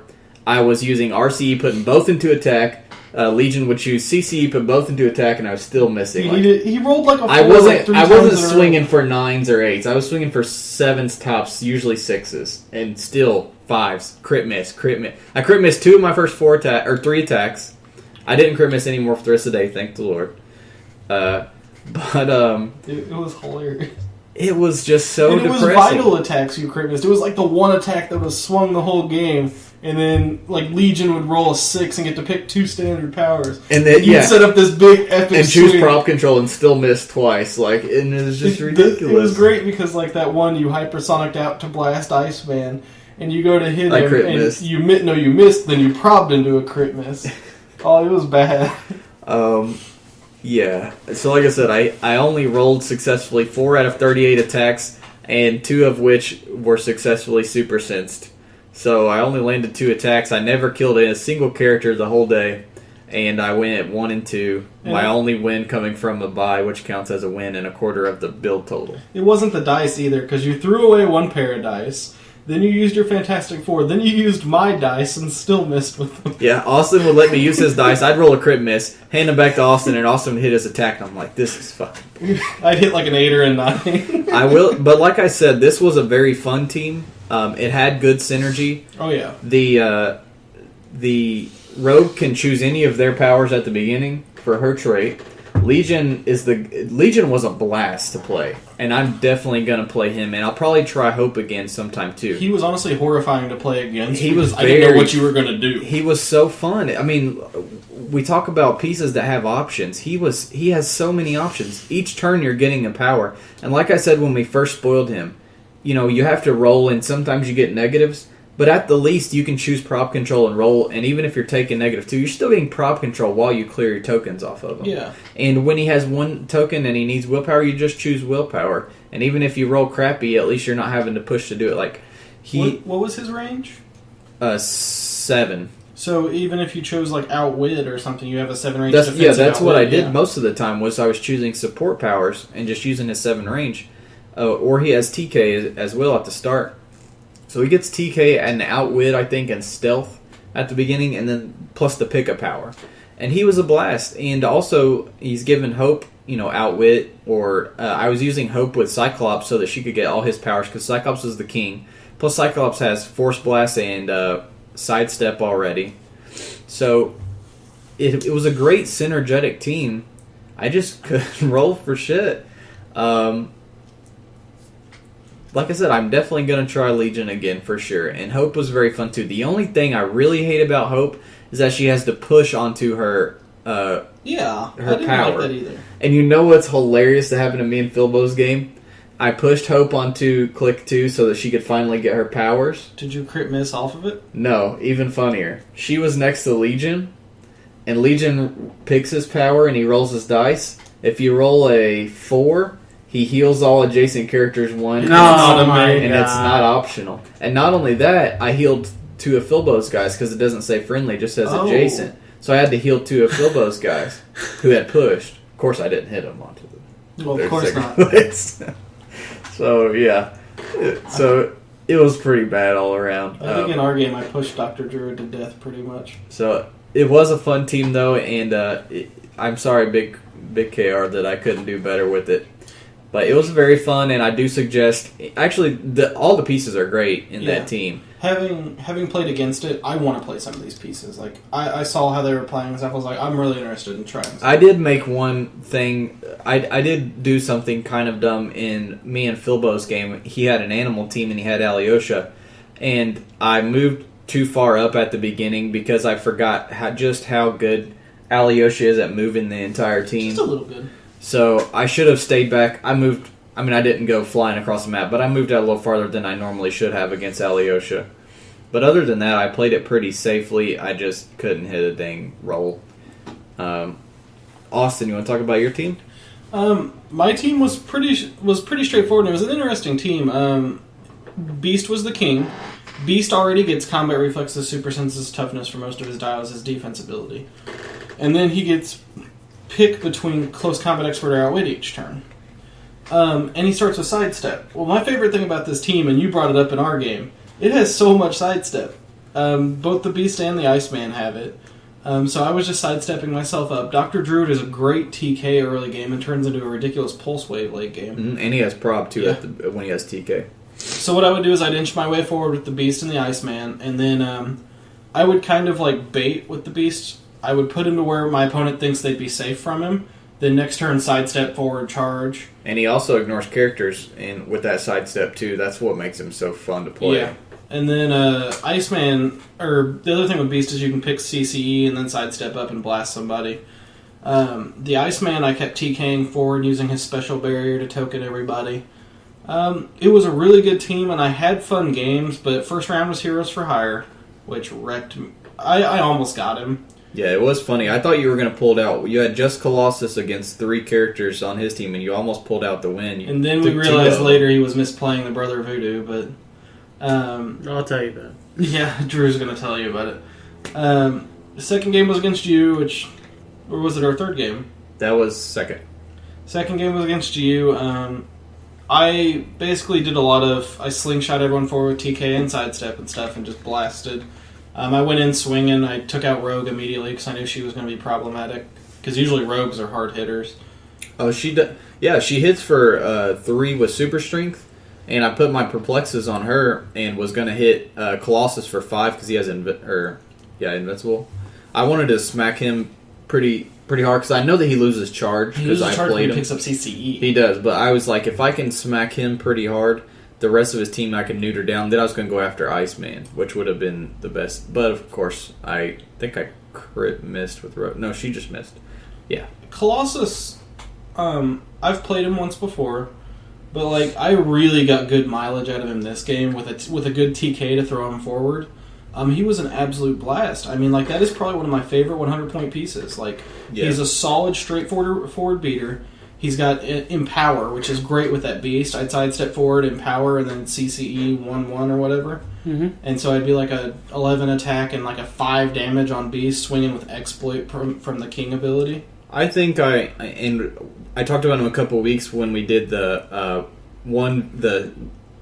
event at GP where you take 6 people, you each face 1-on-1, you roll to see who randomly. I played Colossus, and after playing him and after seeing you play him in some rounds yesterday, I really underestimated him when we talked about Sealed. I mean, we said he was solid, but I don't think we realized how good he really is. Solid. He's pretty good. He's pretty solid. Yeah, my third round went pretty well too. It was overall like I enjoyed the team. I don't know. I felt like something was missing from it, and I can't really put my finger on it. I think I needed a perplex. Having a perplex to adjust some movement values would have been nice. And the average attack value of the team was like a 10 instead of like an 11. Yeah, but you got the prop from Druid. Yeah, at least I had that. It was a fun team. I played it well. I just got wrecked. So I'm sorry, Philbo. Who did you lose to? Who'd you play last round? Harry. Harry was playing the soldier team. Oh, yeah. I actually had fun, and I played like a douchebag. Me and Harry, when we play against each other, we go full competitive mode. And he picked, it was almost a D-Day map. It was an altered reality gaming map. And it's got a cliff. So I put Beast and Iceman up on the cliff. I would sidestep them forward. Beast would outwit something, and then Iceman would barrier down. And then Beast would move back. And Iceman would get TK'd back by Druid. And I kept doing that because he was running an enhanced ball soldier team. So I made him come up the cliff and shoot at me. Nice. But he had Cerise under David Kane, which is absolutely ridiculous. Like, that Cerise is just... Having played against her like 3-4 times now, I'm tired of her. Yep, I've yet to play her, but I just got a hold of it. I can't wait to bust it out, man. Yeah, speaking of choose a power. On a Or choose a combat reflexes or energy shield power. Drewster, tell us about your path to victory with Obnoxio. Path to victory. Oh my god. Alright, so imagine coming into a Heroclix tournament and someone says, you have no idea what you're going to be playing. You could be playing the best team, you could be playing the worst team. That's how it was. So whenever you went to push, tactically, it could either go great or it could either go horrible. Oh, you mean on Obnoxio? Or on Bizarro or Super Skull, because I had no idea what the hell those guys... The whole team's like that. Okay, so... All you had was Alfred. Bizarro's top click is insanely good. It's a 12 running shot, 11 attack, 4 damage with Invul, with 7 range. So it's pretty damn fine. Sounds like it. Basically what I'd do was I'd push him off of that and he goes on to Perplex. Bring up Obnoxio's thing because this guy, I will point out the 3 clicks I got that entire tournament. Of all the clicks, I got 3 and 2 of them were identical pretty much. Okay, Obnoxio has a click of, let's see here, 8 sidestep, 10 precision strike, 17 invul, and 1 damage perplex. I would roll onto this a lot. And on the other side, he has a pretty much identical click, except he has plasticity, precision strike, invul, and perplex. So basically, I'd roll a 1, 2, 3, 4. I'd roll a 5 every time, and I would get hit. I would go onto that. Yeah. The other click I got was it's actually really good. Plasticity, Blades, Claws, Fangs, Super Senses, and Shape Change. That sounds like a damn good click to me. That is a pretty good click. But I got the one where it was on 2 damage instead of 3, so I had no reservations on bladesing all the time. Blades 420 every day. Blades 420 every day. And when I'd get onto it, Bizarro would be down towards Prob by then, because Bizarro gets Prob. Bizarro doesn't care about your reality. First round, I went up against pretty much Cap, and it was just all Caps. Oh yeah, I saw that team. Yeah. It was Caps that die and give bonuses with Scroll Cap. Would you say he busted a cap in your ass? No, I busted a cap in Drew his. busted some caps. Bizarro did some work. Super Scroll is insanely... He's really good, actually. I haven't actually played him yet. I've had him forever. I've been against him so many times, and you never know what you're getting against that bastard. He gets a lot of shape change, and having a shape change roll all the time is pretty damn great. His dial is just a mess. Yeah, it is a mess. He has every power in the book, and he hits pretty hard at the start. I mean, he's got a couple clicks of 4, 2 clicks of 3 without wit. So he's got a good mixture of powers. So what I do is, the event is Kings, right? And Obnoxio, always get on those 2 clicks with Precision Strike. Bizarro's second click, he gets perp. That click, Obnoxio gets perp. So I'd perp up Obnoxio's damage and swing and hit him, and they wouldn't get super senses because everyone has super senses in this event. Because of the king powers. Correct. So Obnoxio wasn't really a threat. But my first game, he comes out and he's like, okay, who's your king? And I'm like, Obnoxio. So he goes directly after Obnoxio. And then Super Scroll and Bizarro proceed to hit him in the face a couple hundred times. Next game, I'm up against the Animal Theme team, Philbo's team, that Austin was playing. I wanted to play against Philbo's team. That was one I was really looking forward to. I didn't deserve to win that game. I mean, I played fine, but he just got insanely unlucky. You know what I mean? It happens. By the way, sidestep confirmed for Power super. It's so good. Just sidestepping up, and then RCing or doing anything. It's just amazing. When we talked about our favorite pink powers, I said sidestep is the best. Yes, here we go. The classic Hunter Smith I told you so. But I will say, I kind of underestimated Precision Strike a little bit. Yeah. It's just as good, if not better, than what we thought. It's just... Because you read that your powers can be reduced below 1, but you don't read the evading part. So you're like... The X-Men set just has so many good sidesteppers. Yeah. Mm-hmm. And, this team was really good. Second round, I went up against the Animal team, as I said. And you got insanely on. Third round, I went up against Heroes for Hire, so I'm like, well, I guess this is a meta tournament that I'm playing Obnoxio. I almost won. I got a couple misses that really, I swear the guy went through 8 theme team probs somehow, but I ain't gonna go into that. I'm not gonna get messy. Was that English? That was Drew speak. Yeah. It sounds like a native elfish tongue Drew speak. Well, you finished 2-1. Did better than me and Austin, who both I don't want to talk about absolutely perfect. Oh, the Brother Voodoo thing. Okay, so with Heroes for Hire, he's just assuming he could mind control twice because of the Heroes for Hire thing. But Brother Voodoo's mind control is a free action. And he can only use it when he uses it. Let's see. When Brother Voodoo has exactly one action token, he can use mind control as a free action. He takes no damage from this use of mind control, and he and his target may modify their attack values by +1. Wait, they didn't change him in the Heroclix watch list, did they? No. I didn't think so. Which is good, because he's the one we said we didn't think really needed change. Yeah. So, yeah, you're right, Drew. He can't use mind control any other way than when he has one token and using this power. He doesn't have it.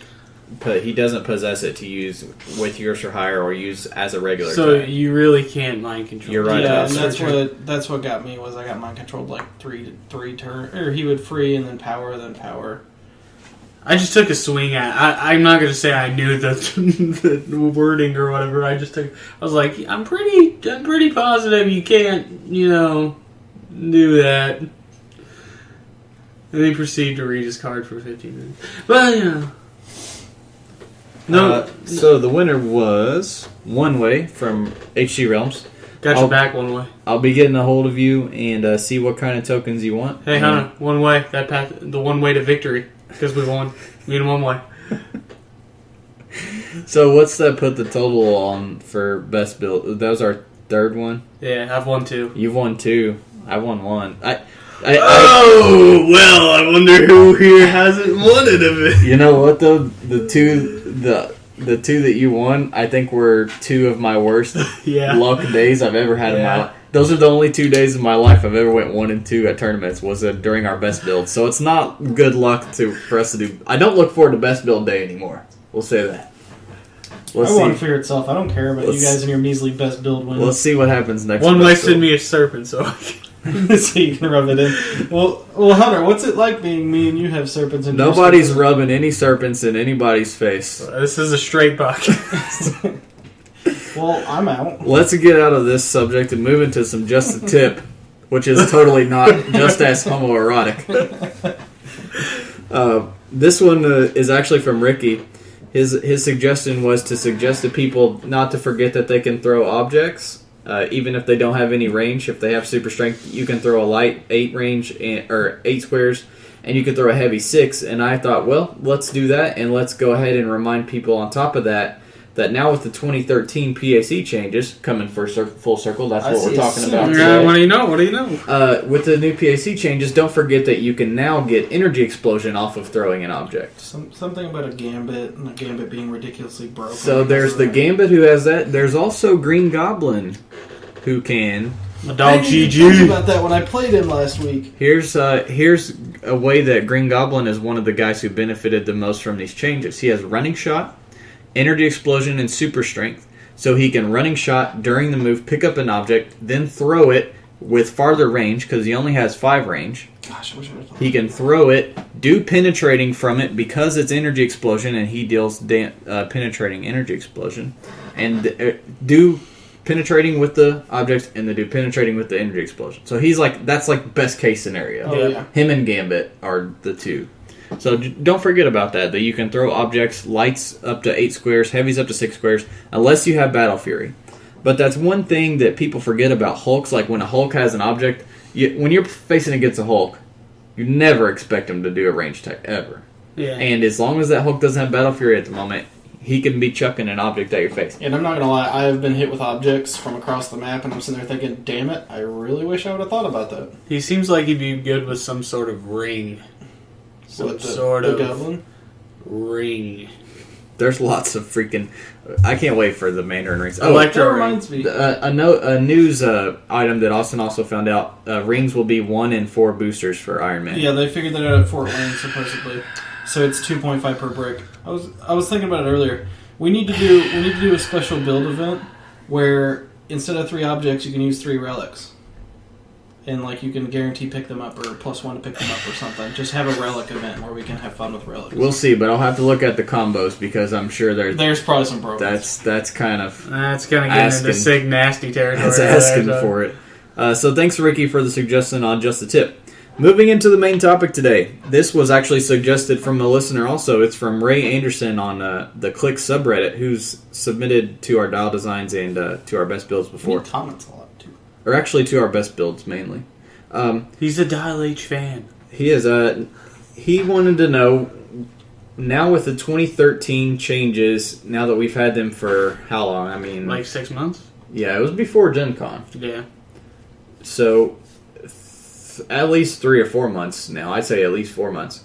What are our thoughts on the powers now that we've had this long to use them in situations? So what we're going to do is I'm going to go to each one that got changed, first describe how it got changed, and then we'll each do a quick blurb on our thoughts, pro, cons, how do we like it. Now, I will say, when we first went over these, we were very optimistic about all of them. Oh, yeah. Correct. Especially the pink powers. And now we're even more optimistic about them. Correct. Now, Leap Climbs changes. It changed to no longer automatic breakaways, but it gives you +2 to breakaway. Other than that, it didn't change. Yay or nay? The thing about Leap Climb, it lost a lot of value when improved movement got introduced. Mm-hmm. Right. So, really, they don't even really print it hardly at all anymore. Yeah. So this one's kind of a different topic than the rest of them are going to be. Personally, I like it. I like the no auto breakaway. I'm kind of happy because it seems like one thing they did, well, I guess improved movement adding characters kind of negates that, but I was going to say they seem to have been cutting down the auto breakaways outside of ignored characters. Yeah. But I it's kind of weird to say this. I almost foresee Leap Climb being removed in the future years and something else taking the orange slot for movement. So I doubt it'll ever be removed just because... Oh, then it'd be too many problems with old figures. Yeah, there's so many old figures that have Leap Climb. I mean... Yeah. I don't think they'll ever get rid of it, but I wouldn't be surprised if they basically stop printing it just because they now have... Yeah, just because they now have improved movement. Mind Control was one that got a huge change. One of the better beneficial powers now. It got changed to no longer a power action. It's now a ranged combat action or close combat action, which means it can be used in conjunction with running shot and charge. I'm running at you to punch you and mind control you. It also got changed to taking a maximum of 1 click of damage from it, and the damage is on 150 points or more instead of 100 points. And also, it got changed for when you multiply target people. If you target 2 opposing characters with mind control, after you finish the mind control on the first one, after they do their action, they become friendly back to your opponent, so then your second guy can hit them. A problem with old mind control was they both had to stay on your team till the end of the turn, so therefore they couldn't hit each other. Yeah. So mind control got huge buffs, and I'm almost hesitant to say they made it too good. I think the problem is free mind controls got too good. Yeah. I think power action mind control is fair like this. Brother Voodoo and some other characters that have special mind controls can abuse the living crap out of this buff. I'm happy with the change overall because there's a lot of characters that have mind control on their dials that I hated it. I was like, I don't want mind control. I'm never going to use it. And even now, I sometimes get that feeling. But now there's also opportunities like Omen and some other characters that ridiculously got buffed by this. Oh, yeah. Yeah, like you said, Brother Voodoo. I think Brother Voodoo and Omen are two of the big ones. Yeah. They almost made it too good. I don't want to say it's not so good that it needs nerfed. Yeah. And like you said, it's mainly the main offenders were pre 2013. Already big mind control. They came out Spider-Man and before, so they were pre the PAC changes. I think the biggest thing with Brother Voodoo is probably the fact he doesn't have to take damage from it. Well, that's definitely... Yeah. So anyone printed with does that his trait state he doesn't take damage? Yeah. Okay, so he didn't really get a buff from the mind control thing, did he? Other than the fact that he can do the multiple target thing. Yeah. And wait, could mind control be a close combat attack before? No. So it was only ranged. No, it could be a close combat attack. Okay. It was a power action. So really, he didn't get buffed by this. That's true. He didn't really get buffed that much. He's just one of the better mind controller. He's just broken. But he was printed before these changes. He's not broken. He's not. He really isn't. The That's true. He didn't benefit that much from it. Omen, however, did. Omen's broken. Omen did because A, she has 2 bolts, so the 2-bolt thing helps her a lot. And B, she doesn't have to take as much damage from it anymore because she didn't have the clause that said you don't take damage from it. So Mind Control, extremely buffed. Very good now. Fun to use. Always been fun to use. Man, Professor X actually is useful with it now. Like, I didn't want to use it before on him, but now it's so almost too good. Kind of in the sweet spot now. Yeah. I think they should kind of increase its value a little bit now when they figure out point costs on figures. I agree. I think that's good. They need to remember to take that into account.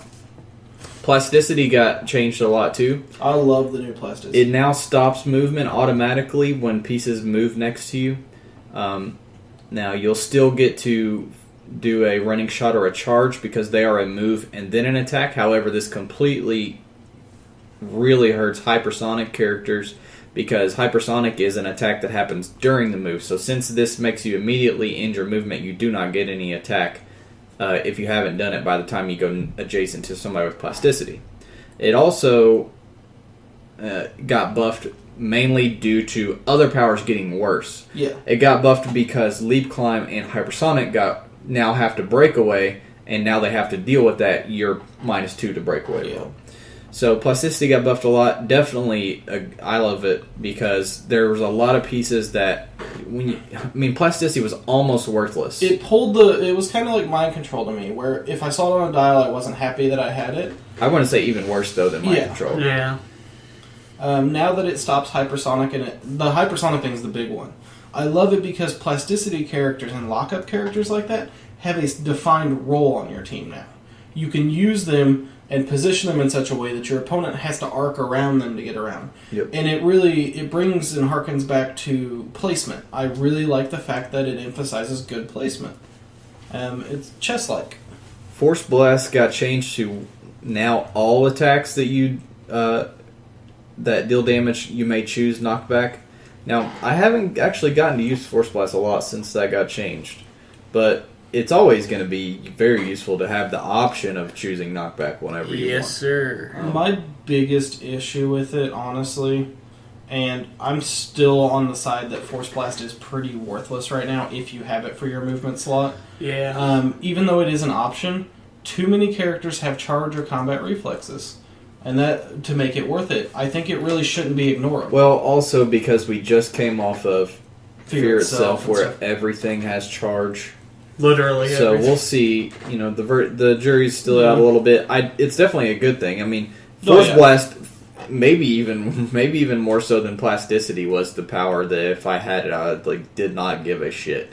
Yeah. I would never use it. Yeah. Barring some kind of crazy, we're on top of a elevated and I can't hurt him and have to make him fall, and you know what I mean? It was way too niche. Yeah. It got buffed. I think they could go a little farther.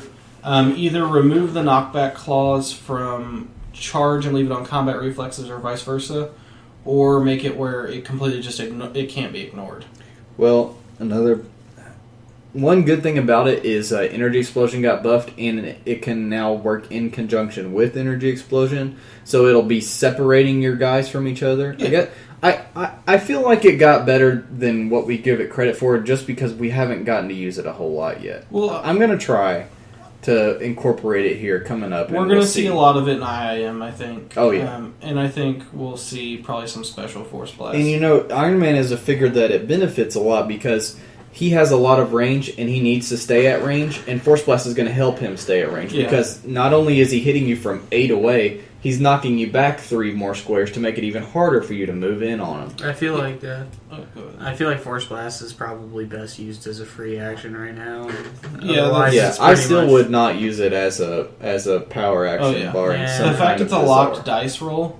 I feel like the times I've gotten to use it recently, I used it. M10 Iron Man gets it on a few clicks. You know what it should have? A minimum of 2. Yeah. It needs a minimum of 2 or 3 if you're going to use it as a power action, because like we're saying, the power action version is just weak sauce.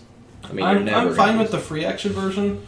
I feel like it's hard to balance though, because if you make it, as I said earlier when I said ignores everything, If it did that, it'd be too good. That's what I was going to say. Or you could make the power version ignores everything. Charge and then maybe I might use it. And reflexes. I don't know. I don't know how they could word that, which they could figure out how to word it to make it work like that, but I think it's better than we're giving it credit for. I think we just haven't used it enough. Yeah. We'll see. We'll probably come back and talk about it at a later date. One good thing about it is it's an optional thing, so we'll see. Sidestep got introduced. We just talked about it. We love it, especially on figures like that Beast where you ignore characters. Yeah. So you can hop around, even when you have to clear this turn, you can hop around and tie up guys that you need to be tying up. I think the best thing about Sidestep is that the 2 value is locked. Exactly. So if you're carrying somebody, you still get to move full 2. If you're moving out of hindering, you still get to move the full 2. If you're an ignore character's flyer, it's ridiculous because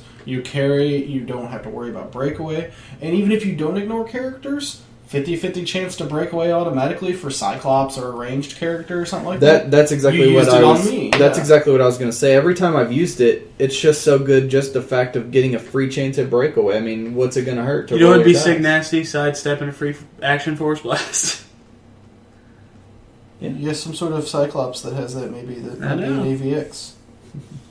Anyway, a Sidestep overall, I mean, once again, it harkens back to placement. I like the fact it plays well with poison, it plays well with interesting. Outwit is one that I haven't anticipated that I've gotten to use a lot with it, where you set yourself up and you have an Outwitter and your opponent's like, oh, I'm safe if I move here. Oh no, I'm going to Sidestep 2 forward and Outwit you, then proceed to charge you. I think, back to Force Blast, I think its value will go up with improved targeting. Force Blast? Yeah. Yeah, probably. Because you can knock people out of hindering, like Batman teams. Yeah. And then your ranged can swarm on them. Yeah, true. I want to see a reverse Force Blast. I want to see a character that pulls like a vacuum? Like a character that when they shoot someone, they pull them to them. Like Graviton? This guy's crazy. This guy's lost his... Graviton or Magneto could do that? WizKids restrain him, send him to the jail. The dungeon. The dungeon where the old playtesters You know, it'd be good, a reverse Force Blast to jail. The Sidestep overall has been a really fun one, actually. And the more I'm getting to use it, the more I'm loving it. And it beefs powers that are power action powers, like CCE, RCE. It buffs Barrier, even. Barrier's a fun one with it now, because you technically get +2 range on your barriers now. Pulse Wave, too. Like, if you need just a slight adjustment to line up your... You don't have to have running shot anymore. It's basically... It's a good way of them putting a sprinkling of move and attack on a piece without adding a shit ton of points to its cost. And see... You know what I mean? Yeah, the reason I like it, though, is it's really flavorful in the characters they're putting on. They're putting it on Wolverines, on Beasts. Beast would be a good character. Is a great character with that, I think, because he's not like Hulk style charging straight in head first. He's kind of like hopping his way into the fight, and it's nice to see that, and I really like that. Next up is a big one: hypersonic speed. It no longer automatically breaks away, but it does give you a +2 to breakaway roll. So, do you hear the angels singing out about hypersonic getting nerfed? I have myself and also had a lot of opponents still somehow managed to roll a 1 on their breakaway on hypersonic. Yeah, I did it twice against Scott. But there was one time it was during the Street Fighter game against Phil. I had Vega who popped onto it all of a sudden, and I failed three in a row, and I was like, well, I'm not even trying anymore. That in and of itself, it doesn't hinder it a whole lot, but it's that in conjunction with plasticity really hurt hypersonic this 2013 PAC, and that's a great thing because there are some hypersonic pieces that were really dominating and really big problem pieces. Well, see, like before, it was like if a piece has hypersonic, it's almost strictly better than charge. Besides the fact it's an attack instead of an action. Yeah. Like it was almost a go-to ability. Like if you could pick it on a gauntlet, you'd pick hypersonic over charge or something like that. Now, charge and running... I still would pick hypersonic over charge. Well, it would depend on the situation. Yeah, because you can't use actions with hypersonic. Yeah. So yeah, if you needed the exploit or whatever, then you wouldn't choose. Yeah, and it's just like overall, there's more options available. I feel like they reined in hypersonic enough to where it's still useful. It's still really good, but it's not broken. Like hypersonic is one of the least fun abilities when you don't have a way to handle it. And I think the plasticity changes were a big part that make it a lot more capable. The fact if they run in and stop, now they have to break away is huge. Yep. Even just that slight 18% risk, Yeah. is enough to sometimes make them not risk it and just deal with your tie-up piece. And a little bit on that note, particularly for Centroid, who's a multi-attack piece, he can't double hypersonic now. He got hit really hard by these changes. I don't know if multi-attack's something we're going to talk about later. No, that's a good. I forgot that multi-attack, even though it's not a power, it did get changed. So we'll go over that too. After this is energy explosion, which is probably the biggest beneficiary. It's the big winner. Energy explosion got some big changes. Energy explosion used to work. Each character adjacent to someone who was hit with energy explosion would take one damage for each person adjacent to him. So there were some times, if you had somebody who had 3 targets, like a green arrow, you could line it up where everybody would have to take the 3. But it was pretty hard to do. Yeah. Now energy explosion basically, it is way easier to do that. However, you do have to be slightly more careful about who you select for your targets. The reason being, now energy explosion, the AoE effect only kicks in on people that you did not target. So if you try to hit somebody with energy explosion and you miss, and you hit the person next to him, you can't make the person you targeted take the knockback. So you kind of have to be really picky in your situation. Yeah. And if you're only facing 2 characters side by side, you want to just pick the easier to hit guy and just target him, because if you target them both and miss one, they're not taking any damage at all. So I feel like the one thing is the energy explosion changes really changed, and they were kind of a counter to heavy carry teams. Yeah. The teams that had Green Lantern Corps members and stuff like that would carry 8 characters at once or whatever. Mm-hmm. Now it's horrifying for them to do that. I mean, like our frequent listener and buddy Ricky, he used to play that freaking Void all the time. And now he's afraid to, because it's one big energy explosion could wipe out his whole team. And we've seen it. If you roll doubles with an energy explosion on a rim or something, you can blow a whole team off a cliff. Or if you have Force Blast already. Yeah. From a power. I'm really wanting a good Iron Man with Force Blast energy explosion in the IF set. I'm sure there already is one that has Force Blast and energy explosion. So, energy explosion, biggest beneficiary. Now the splash damage is dealt to any untargeted characters, and it's dealt based on how many bolts are possessed on your dial. So it's 1 damage for each bolt that's on there. So if you can get a 2 or 3 bolt character, you're dealing just tons of damage. Or some sort of 4 bolt character. Another good thing is that it can kick in on any range combat action. So now you can Psychic Blast and then cause energy explosion afterwards. You can Pulse Wave and then cause energy explosion afterwards. And the penetrating from the Psychic Blast does transfer to the splash damage. It's part of the ruling for it. And then, what was the other one I was going to say? Force Blast, penetrating, Precision Strike. Throwing objects. Precision Strike works for that too, which is nice. Right.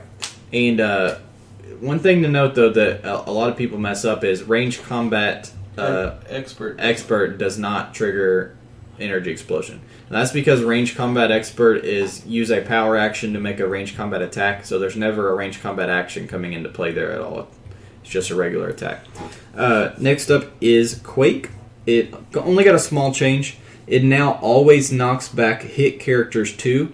That's regardless whether they take damage, and it's regardless of whether they only take 1 damage, they still have to knock back 2 squares. And that also means, though, even if you crit, you'll never knock back 3.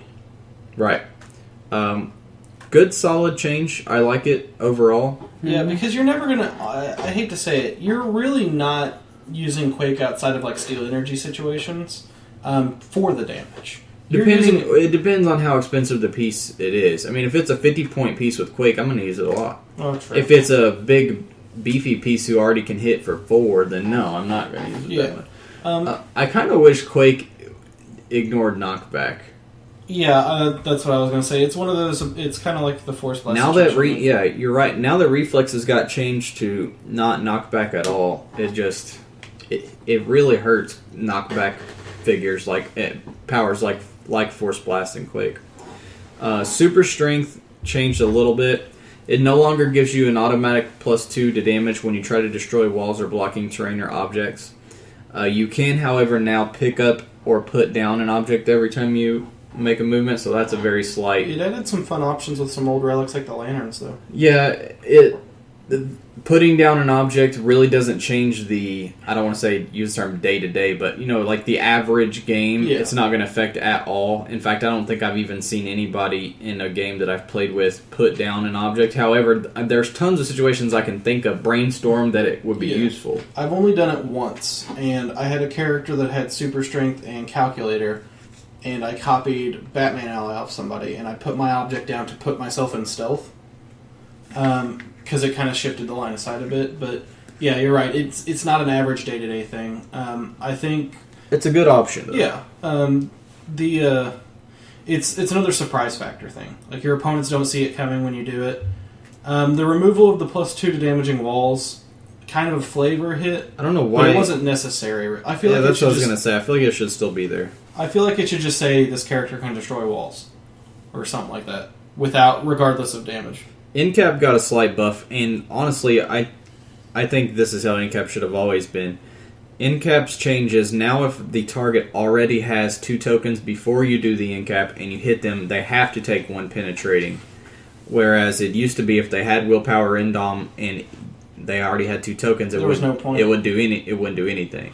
I kind of wish some other powers would pick up on that aspect. I'm hoping future powers do. I don't, because I know what you're saying, powers that give tokens and stuff, but then it kind of takes the special factor away from Incap, and it makes those powers that are already super good, like that Iceman thing. Like, true. It makes that go from excellent to game breaking. Smoke Cloud got a big buff. I love the Smoke Cloud buff. It no longer is only 4 squares, it is now 6 squares of hindering terrain. Not only that, characters that are occupying your smoke cloud that cannot see through stealth, like your Superman ally, or improved targeting, ignores hindering, something like that, or able to use smoke cloud themselves, take -1 to attack. It's so damn useful. It is, especially if you're R1. I do feel like there is one thing to note with the smoke cloud change, though. The fact that it got buffed, it also got kind of nerfed in regards to improved movement and improved targeting now existing. So it isn't... It's still good, and I still use it a lot. That's very good. Overall, I think the movement aspect of it got nerfed by so much improved movement, but the -1 attack aspect I've gotten to use the crap out of. Honestly, it's one of the powers that got changed to where we were saying it was one that you would have never used hardly when you had it, and now you actually use it a decent amount.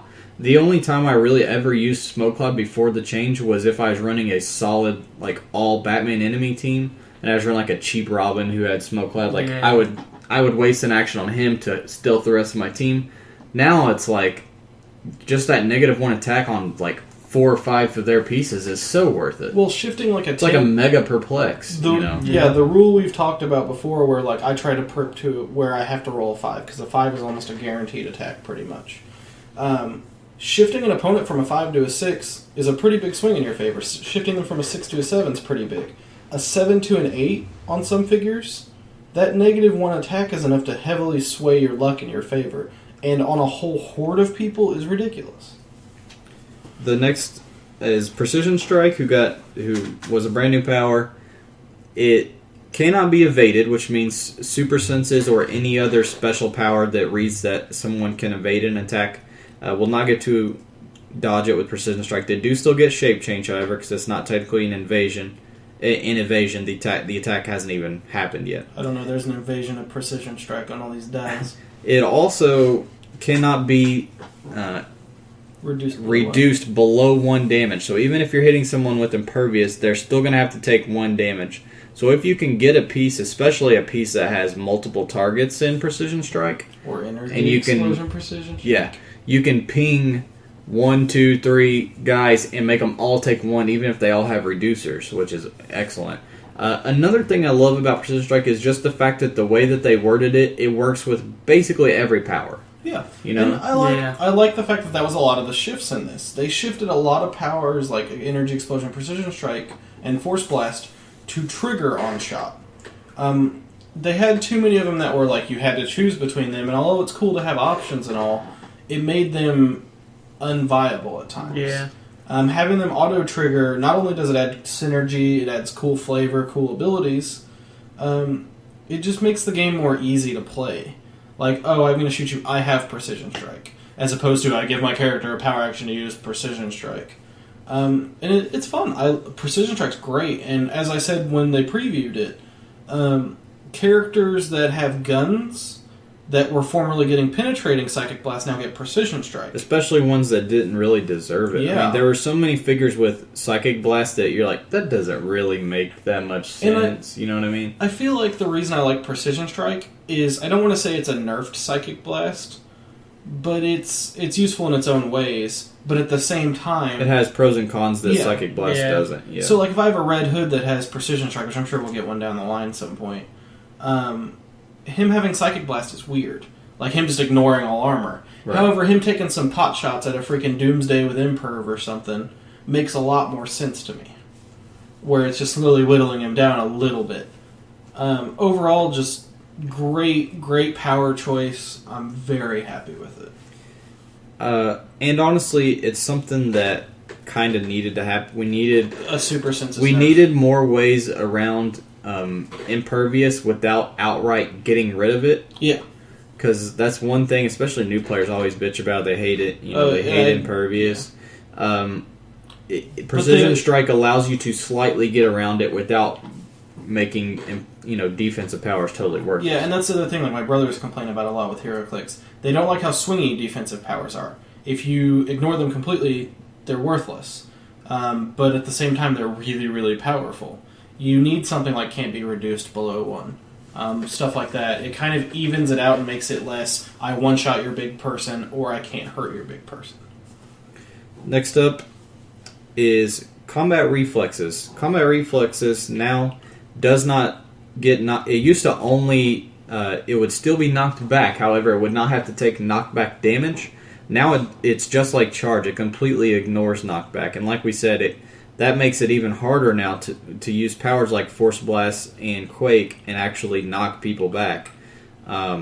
It also lost its clause that used to let it. It used to be if you had reflexes and you got hit, you could optionally choose to be knocked back, which was useful in certain situations.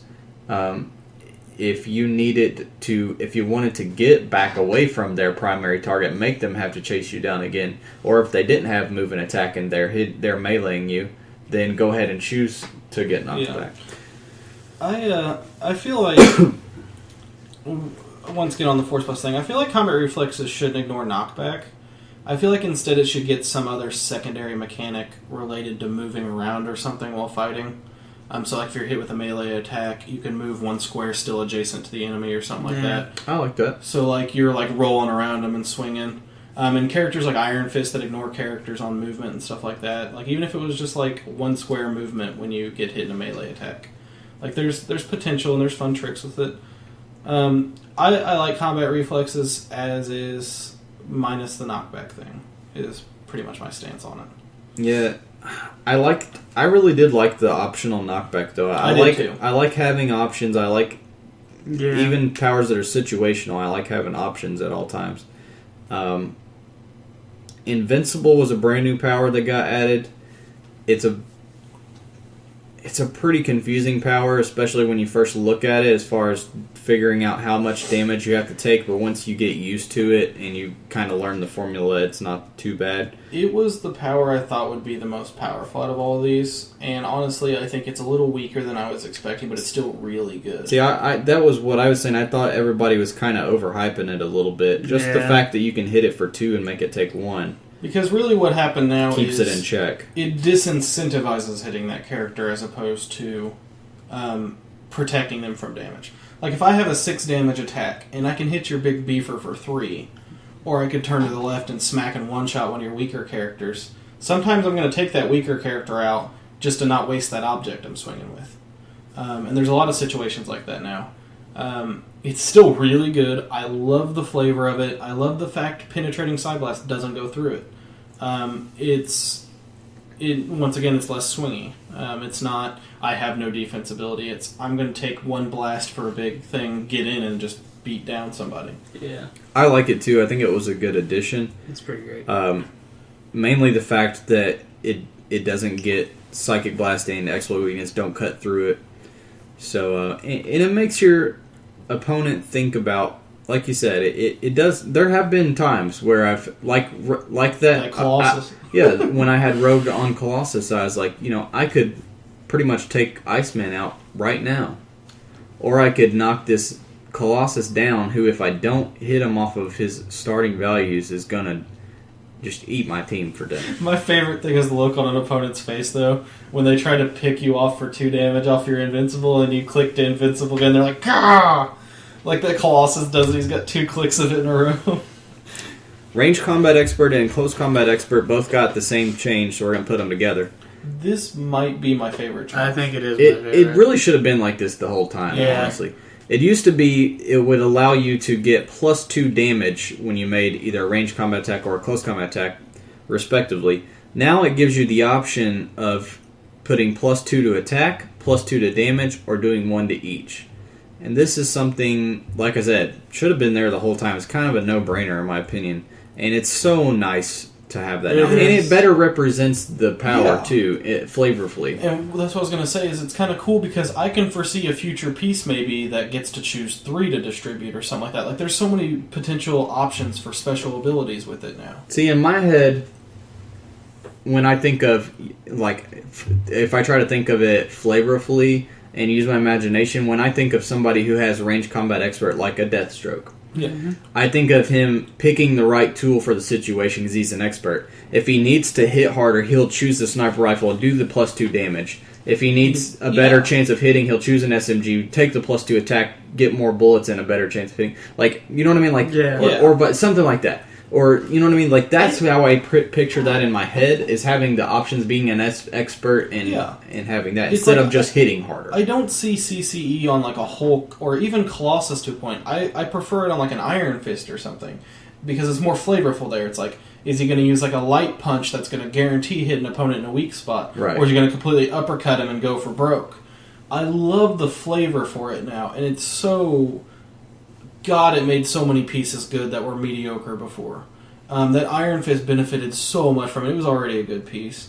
And then, like, there's so many figures that, like, had wasted slots for it, I felt like. There were times, like, I never really wanted to use it, because, like, if I had a running shot, I'd rather position myself somewhere good and take a shot for 2 less damage, sometimes, over guaranteed 2 damage, but then I'm going to get socked by somebody next turn. The biggest thing about it is that it shows up on a lot of pieces with 9 attack or 8 attack, where you're probably going to be going up against something that has you need a 6 or 7.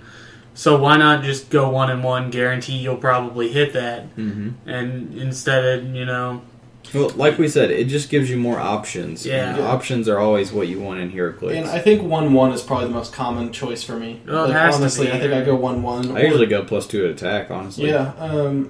Overall, like, it's been my favorite change. We've been playing a lot of Fear Itself lately, so I've been going with the +2 damage. Sure. Next up is kind of some powers that actually nerfed a lot of figures, but in a good way. And that is Outwit, Prob Control, and Perplex. We're going to put them all in the same slot, too, because now the minimum range on them is no longer 10. The minimum range is... And it sounds funny even saying that now that we've played it for so long. I think back, I was like, we had 10 range? 10 range? Was it really that? Minimum range on those powers is now 6, or your current range value if your range value is higher than 6.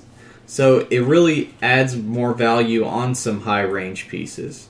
And it doesn't give a 30-point piece that has prob control, it just keeps them in check. Yep. I mean, like Holiday Killer, one of my favorite pieces ever.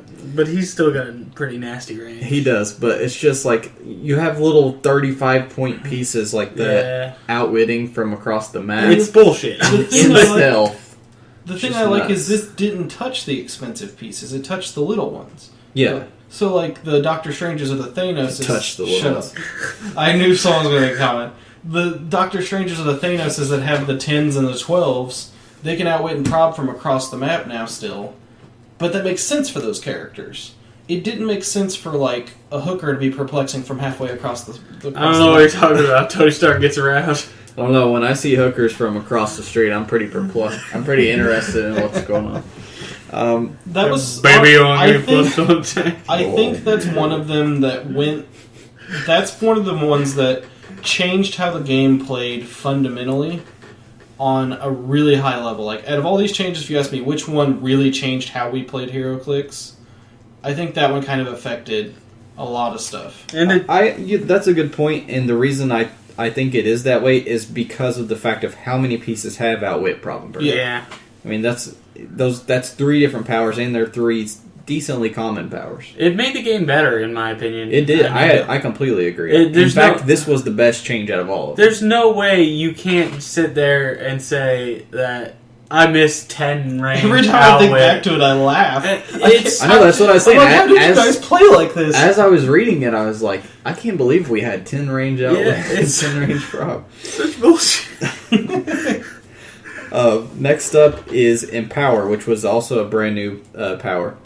And I don't know why this wasn't a power before. yeah, it's a very welcome addition. And like you said, it also is fun to use with minions. When you can get some cheap guys who give Empower and buff each other, it really is nice. Empower gives you +1 damage to adjacent friendlies when they make a close combat attack. So the same thing as enhancement, but from close combat. Yeah, I mean, like, I love it on my minions. It beefs a lot of crappy minions, honestly, because you take like 1 or 2 Empower people, and you have an army of like 2 damage minions that can't get through that reducer, or that character that has like 1 click of invul on their top dial or something like that, and all of a sudden they're able to sit there and swing through it. It really just adds a lot to it. And the other thing is, this is a power they needed on a lot of characters. There were a lot of characters that didn't have a damage ability option, like your Captain Americas, or your Colossus, or your Rogue, that this actually kind of fits on a little bit, that they're leading the charge and they're helping all the allies get in. Mm-hmm. I mean, it's a great power. I love it. 2 rule changes that we want to note that got changed in the PEC as well. Awesome brought up multi-attack. Multi-attack, you can now no longer use the same action for each of your 2 actions when you use multi-attack. Sadly, this hurt one of my favorite, probably my favorite Colossal Master Mold. Now you can no longer produce 2 Sentinels on the same turn. You'd have to do some other action then produce a Sentinel. Yeah. But for the most part, it nerfed some figures that needed a little nerfing. Centroid and Galactus, Sentry Void, Zirin, the faggot. I don't know. Does Avengers Prime have it? No. No, I don't think They so. have a special double power action. They have that special F everything up power. Okay. See, the thing about multi-attack that was so Yeah, ridiculous... Zirin. That's the other guy I was thinking of. They would just pin psi. Now, when I played against a Galactus last time... Any monitor had it. When I played against a Galactus last time, I noticed he took the move option. Like, formerly, people wouldn't even think about that. Like, they'd be like, I'm going to double blast 2 big characters. Paul was playing that Galactus. He super blasted 1 character and decided to take the second one as a phasing teleport away to try to position himself better for when I came at him. Formerly, that wasn't really something you'd think about. You'd be like, I'm going to just nail these 2 characters, and that's all these colossal battles would go down with, would be 6 damage, 6 damage, 6 damage, 6 damage, turn after turn. Now there's more options to it, and with Centroid, the no double pulse wave and no double hypersonic was huge. Like that figure I played against a few weeks ago, and it just wasn't near as good as it. It's still really good, but it's nowhere near as good as it was. Another thing that got changed, it didn't really get changed, they just specified it because it was kind of a debate that's been going on for a long time in Clicks, they specified that you check for powers that ignore knockback before the damage is actually taken. So now before you take the clicks of damage, you check to see if they have charge or reflexes, and if they do, then they do not get knocked back. Yeah, it's because damage is now designated as knockback damage, so before the damage is even dealt. Yeah. And that was kind of an age-old debate. And I'm really glad they clarified that. That was never clarified, so... Overall, again, very happy with the 2013 PAC changes. There's none that I can say I hate. Honestly, I can't. There's none of these on here. The majority of them I love. They're all good. especially Outwit, Prob, Perp, Oh my gosh. Range Combat and Close Combat Expert, and Energy Explosion were all my favorite ones. I mean, and I hope that I'd say 2 years, they go through and do little tweaks to powers like this. I wouldn't want it every year. I would be fine with it yearly. It would be a lot to take in. That's too much for adding people to the game, in my opinion. That's true. I would say 2 or 3 years. I would like to see, even though they're running out of colors, I kind of want to see some more powers too. Like, we've talked about it before, like on the way to dugout and stuff like that. I'd like to see draw a line of fire to somewhere and shoot down a line and stuff like that. I think there could be some cool stuff with that. Moving into community, a quick message to our winners for Dial Design and Best Build in October. I just got your poker chips done, and they will be mailed out Friday morning. So it's gonna be about 2 weeks before you get them in the mail. But I just got them done. They turned out pretty good, and they're gonna be on their way. Speaking of which, our Best Build winner, like we said, was One Way. And I'll be messaging you soon and figuring out what you would like. And that leads us into our next way that our listeners can win poker chips from us, and that's in our Dial Design contest. We had round 1. I gave the assignment of build us a character with the teen keyword that is either in Legion of Superheroes for DC or in Avengers Academy or Avengers Arena from Marvel. We got about a dozen or more submissions, most of which were actually Legion of Superheroes. One thing I noticed, I mean, I guess I don't really see how I didn't notice it this much before. They have the dumbest names. The Legion of Superheroes characters. I mean, can you get any more... Phil's not sitting here. I don't care. Phil's going to listen to this. Phil, I have to wholly agree. They're so stupid. It sounds like a 2-year-old thought up the names of these characters. I mean, I'm sure they're from... It's like they did a write-in contest from an elementary school. It's like Ultra Boy, and everything is... Matter Eater. Everything is lad, or gal, or girl, or boy, and the names are all like Ultra, or Super, or something stupid. Yeah, like, Betty's eating some matter. Most of them were from Legion of Superheroes, but we did get a decent amount of Marvel ones too. Polar Boy. Some of the highlights I liked a lot. I liked Jason Lapel's actually a lot, which was Triplicate Girl. He had a ton of... He actually listed different splits for the 5 characters. He did complete... So it's kind of like a Madrox kind of thing? He put in a lot of... You'll have to read how it works, but it's Triplicate Girl is similar to Madrox. And what's that one chick's name that can do that too that I'm trying to think of? Oh, never mind. That's from the Invincible. I was going to say the Invincible universe has a... Duplicate. The big whore. the big whore of the Invincible universe. Sleeping with everybody. Hey, if Hyperion... But I did like that submission. The grades are going to be up soon. I think we're all 3 going to score these every week, just so you guys get more variation on the scores of these, and we get more kind of viewpoints. Yeah. So those scores will be posted tomorrow. But I'm going to let Austin go ahead and give round 2's assignment, which will be due by Saturday, November 16th. All right.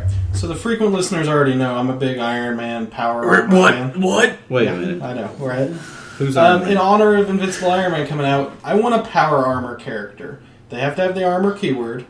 Give me your high-tech characters that have cool battle suits. They can be your Lex Luthors. They can be your various Iron Man villains. They can be whatever. Just they need to have a technological battle suit. Like a fancy robot-like one. Not like... Batman wore Kevlar. That's a battle suit. That's a battle suit, Austin. So don't try to game it here, ladies. I want your big beefy. Don't use the word battle suit then. Say all right. Well, that's what I was gonna say. This is a probably the most particular one we've ever done. So, which fine, we can do it. But if you guys have power armor characters, if you guys have questions on whether a figure that you want to do would be a legal submission or not, email them to us at dalhforheroclix@gmail.com or send me a PM on HC Realms, and I'll talk to Austin and we'll talk about it and see if it can be approved. Because I can see this being one where people are confused whether they can do it or not. So, Typical Austin. So if you got a question, just PM or email us. That, like I said, that will be due on the 16th of November. Next, we're going to move into community question this week, which I posted on Twitter and Facebook. The question this week was Jim Brackett. What's your favorite set of chases? And by that I mean Oh, dear Lord. not your favorite individual chase. I mean your favorite set. Either all the Spider-Man Identity Crisis guys, or Phoenix 5, or the White Lanterns, or whoever. I'll let you guys do yours first before I tell what our listeners gave us. Hulkamania, brother. I like the freaking Incredible Hulk chases. The Hulked out heroes are freaking awesome. If they were better dials, Yeah, I would love them. That's the big problem with them. They're great characters. They're amazing sculpts, but their dials are so meh, and their ATA is terrible. Like, it is flat out. What they made it where none of them have super strength on their top click. And their ATA is like You have to 7 pay. points each for each Yeah. of them to have super strength on their top You have click. to pay to get the super strength. And it's like, it's not even worth it. They should have just had traded super strength on all of them. But I love the chases. They're great. They're sitting in my cabinet at home, and they just look so nice.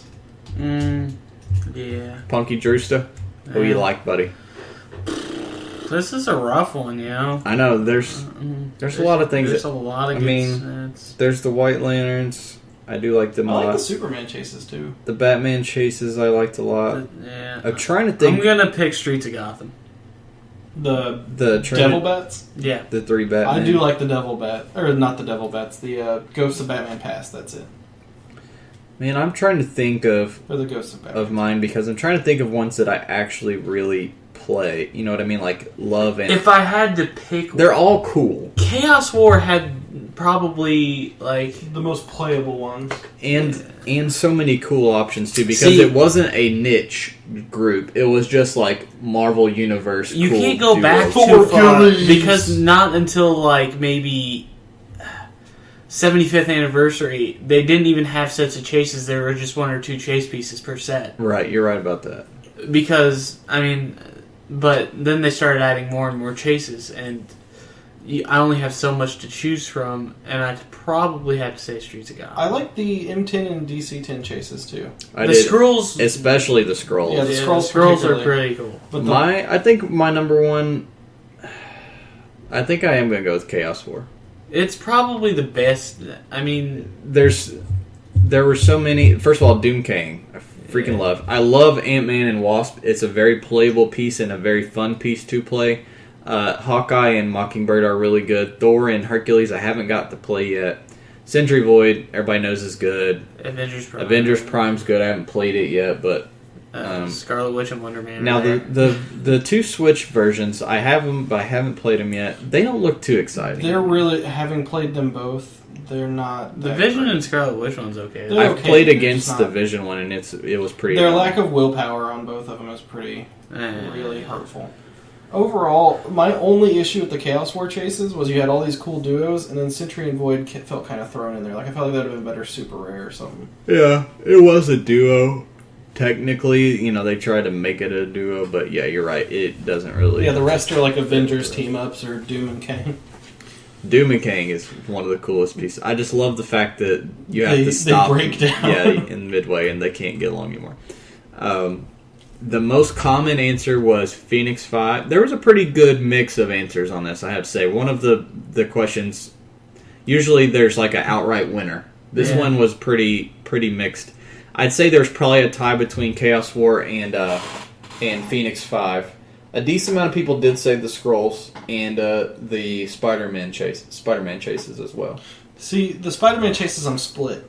I like them, but I like the armored ones. I was going to say, I don't like the 75-point ones that The much. Identity Crisis ones, I feel like, just aren't good enough to make them... Yeah. To make me But love they're them. still a neat They're still chase cool, set. yeah. I like the fact they did 2 mini sets. Yeah, that is cool. The other thing I wanted to talk about was actually a couple questions that we got individually from people just wanting some answers on some stuff. Actually, one is we talked about the Realms Open Championships. Was that last? It was last week, right? And we confused the crap out of everybody. No, we didn't. There's a listener whose venue is having Realms Open Championships. Jason Alvey is actually from my home state of Kentucky. And he's from Owensboro, Kentucky at Big Bang Toys, Comics, and Games. If anybody lives close to there and would like to attend their Realms Open Championship, they have a super qualifier. He just wanted to invite everybody to come down. Like I said, it's in Owensboro. You can look it up online. It is March 8th.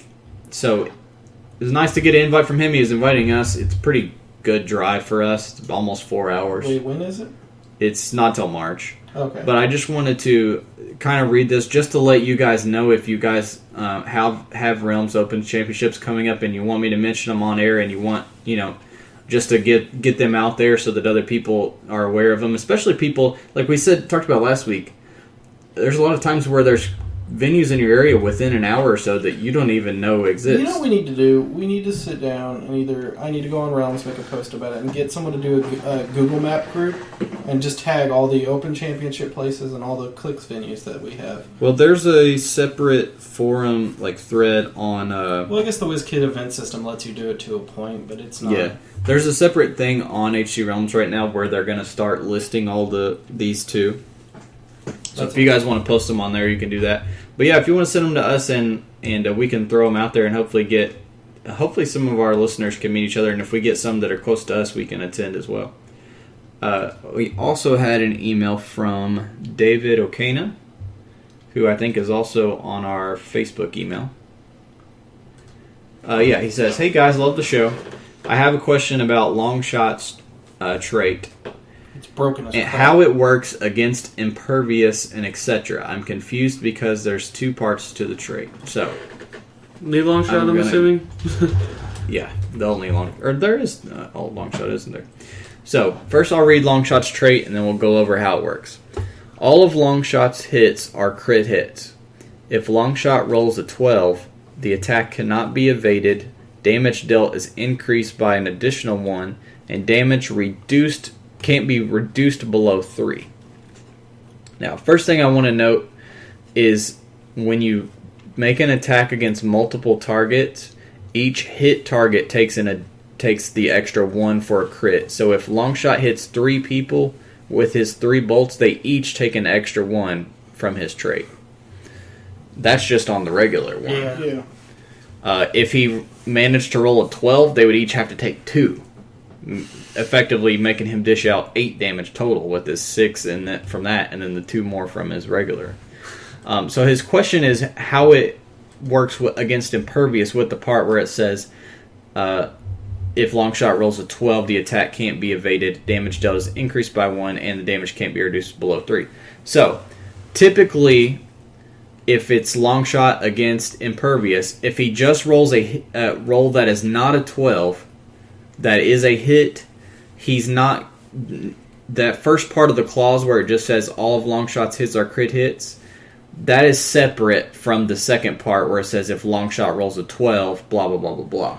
The second part where he rolls a 12 is what's going to help you against Impervious. The first part is not going to help you against Impervious. They'll still get their chance to reduce it to nothing with the roll, and they'll still reduce it by 2. Okay. What about if he's on Precision Strike? It can be reduced below 1. Is the crit damage applied before Precision Strike or after? Because I think that's what he's asking. Is if it can't be reduced below 1... I think they could reduce... They would kick in before... That's what I was saying. Precision Strike specifically says can't be reduced to 1. Below 1, yeah. Below 1. Yeah, because it's... Well, let's go through it. Attack would hit. And then it's critical. Damage would be dished out. 1. Damage dealt. And then he would try to damage reduce. That's right. So it would still only do 1. Yeah, the crit's going to kick in before he reduces.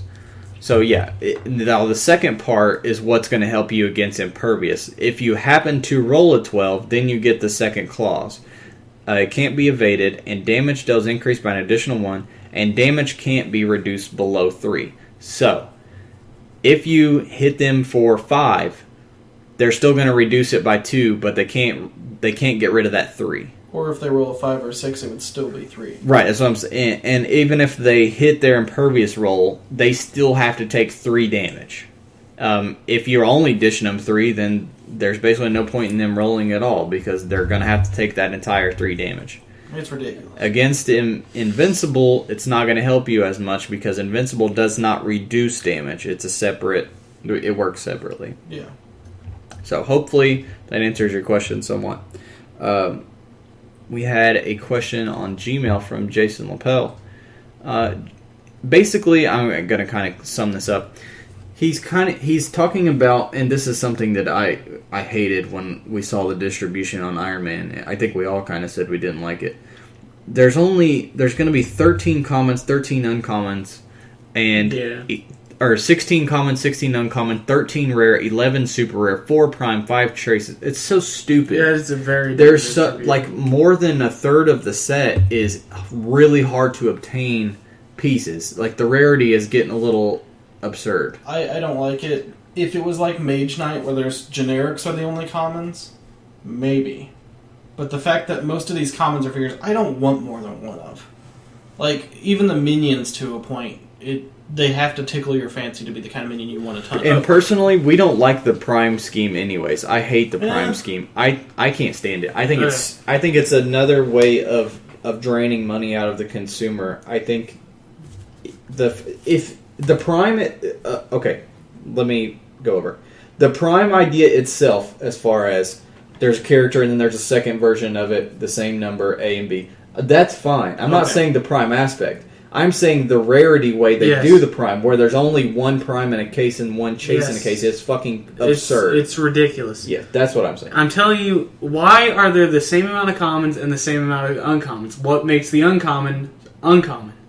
I don't know. You're right, Drew. Why is there just not 26 commons? 32, but okay. Whatever. The way Magic does it is That what was I like. 13. Magic... I said it wrong at first. Mark Rosewater That's set my up bad. Magic to where commons are simple pieces. And as you get rarer, they get more complicated, not necessarily more powerful. The problem that WizKids has is, to a point, they do that, but they're really bad about putting power at higher rarity. That's why we were so shocked with that Dark Side at rare. Because he's a power piece. Like, he's a really good piece for his points. Having him at rare was odd, because I would expect him to be an SR, because that's the kind of thing you pull a case, or people pull a brick for. As Austin said, I felt like Mage Knight probably had the best distribution they've done in a while. I agree. And the best sculpts. Yes. And we'll talk about this. We'll be reviewing Mage Knight in the next couple weeks. Drew has a lot to say on Mage Now, Knight. I will say, I don't have a problem with chases being in high numbers, to a point. I don't either. I have a problem with there being a lot of uncommons and not enough commons. I think that if you're going to put... It's a complete and total money grab if you're going to put... as a break, one chase and one prime per case. It's a complete... You're effectively... Okay, so let's take Iron Man, for example. There's 5 chases and 4 primes. You're effectively saying there's 9 chases. Yeah. Because it's the same goddamn rarity. It's worse. It's the same rarity, so it's well, no, because chases. you can get a common prime more common than you can get a super rare. And common primes are ridiculously low value. Yeah. Yeah, so you've now bought a brick of over $100 for a $5 Deathlock Prime. See, really, you know what I mean? I know what you mean. The way they set it up is like, it's almost an excuse for sculpt reuse, but making it seem like it's for a different reason. I hate the number of super rares being that high as well. Yes. Wolverine was bad about it too. Yeah, basically common through super rare should be a set distribution. I feel like it needs to be scaled right. It's gotten to the point where it's becoming the rares are the uncommons and the super rares are the rares. I feel like when I pull a brick, I shouldn't pull duplicates of a rare. I agree. I think that's fair to say. And it's getting to the point where that's going to happen, and I don't like that. I don't like opening 2 boosters and 3 of the figures are almost the same in both of them. I was like, that should never happen, and that's happened to me recently. Basically, we agree with you, and we think it's total money. it's very obvious that it's It's just an unnecessary money grab. it's just too. to make more money, scale off the I ratios. just don't understand. Personally, I don't buy boosters anyway, so I don't give a shit because I know that it's a money grab. But I do that with everything. They've drove. I I'm don't a want gambler. to. Mage Knight was my last hurrah with buying sealed product. I'm done. I don't blame you. I mean, I didn't buy any Wolverine. I'm not buying any Invincible Iron Man, and that's so I could save my money and just get Lord of the Rings and Mage Knight. It's just. Which had good rarity distributions, but also are harder to get. I'm hold so of. happy with Mage Knight Hunter. It's ridiculous, and I'll explain later. While we're on the community section and we are talking about this, I'm buying a case of Invincible Iron Man, and I'm curious if people would like me to record a cracking video. Like, I could bring it over here and we could all open it and talk about the stuff we pull a little bit. Would people be interested in that if we put that up on YouTube? Yeah, I'm thinking about starting a YouTube channel for the group, as if I don't have enough things to do Seriously? with everything. But I'm thinking about looking into getting our podcast on YouTube as well, and not only having the episodes on there, but sometimes doing Like videos. case openings and stuff like that. Would And be maybe eventually, if we can work it out and I got enough time to work on it, maybe recording some of our matches, at least for the best build matches. I think that would be fun. But yeah, so email us on that. Let us know if that's something that would interest you guys. One more thing before we wrap up the community section. As you guys know, when you buy starter sets and Fast Forces, they come with codes for Heroclix Online. Heroclix Online is something maybe we could talk about for a main topic someday. A short recap. I tried it when we initially started playing Heroclix. The thing works like it's an excellent idea, It is. but it doesn't work worth It's like herding shit. turtles through peanut butter. It is horrible. It doesn't work, but it's a good idea. I mean, Yeah. if it was streamlined and fast as like cockatrice for Magic, Yeah. I probably would get nothing done in my life. It's- I would sit at work and yeah. I would play Heroclix. It's funny because all if day a long. third party made a HeroClix, It would probably it be awesome. Yeah. The one thing I do like they kind of did with it that I'm hoping they transfer over to the actual game is they have their own property of superheroes that they're starting to do for HeroClix Online, and some of them are really cool. Like, I really like them, so I'm kind of hoping maybe we'll see them in real life a little bit. So the reason I bring that up is because I don't play it anymore. I mean, I barely played it at all. And usually when I get these codes, I throw them away. So I was like, well, I should start giving them out on the air to our listeners because I'm sure there's some people who still play HeroClix Online. So here is your code. This was my Thor the Dark World code. And first person to redeem this will get the starter set pieces. It's TDWSAGSUTZ9U. So there's that for you, and hopefully we'll have some more for you guys in the future. We're going to move into comics. We're just going to talk about one book today, but it's a pretty damn good book. It's really damn good. Aquaman of the New 52. One of the better. I'd put it in the top 5, I think. Yeah. Maybe. It's top If 10 it's not for 5, sure. yeah, it's definitely It's top top 5. for me. The only books I'd probably put ahead of it, DC-wise, would be, let's see, Wonder Woman and Batman for me. Animal Man. Animal Man and Swamp Thing. I was gonna say Swamp Thing too. It's probably a 5. I like Phantom Stranger. I love Phantom Stranger. It's good. I think Aquaman's better, though. it is better. Yeah, and I think the thing I love about New 52 Aquaman is I love his old team. Like his old superhero team, all those characters. They do a good job of introducing new characters, but they're not, hey, we're new. They feel like they've been there the whole time, you just didn't know about them. Well, they are old. I mean, their characters, they're part of his history. His old team was? Yeah. Oh, They're part of his history, but... I learned something. Although I think one of them is a brand new. In fact, if you guys haven't read the last 2 issues, or the very last issue, the annual, which just came out last week, or the one before, there is another new character in there. But yeah, Aquaman. One thing I like about it is it's covered through its arc so far. It's covered a lot of different people and different topics, especially. What was the name of the war with the Justice League? Oh man, that was so good. Throne of Atlantis. I think it was the Throne of Atlantis. Yeah. I'll look it up while we're talking about it, but that was such a fun event for me. I mean, It was one of the best arcs they've done. it took place across Aquaman and the main Justice League of America book, or not of America, just Justice League. Yeah. And I freaking loved that. It was really good. I I enjoyed mean, you had you had Aquaman's brother leading the Ocean Master. Atlanteans against the humans, and you got all the heroes and Hawkman flying over decapitating bitches. It was my love. And I like it because it's the first time you see New 52 Cyborg like taking his role as like the leader of the team or the organizer of the team. Yeah. And like setting everything in. But the other thing I like about Aquaman is they do good twists in there actually.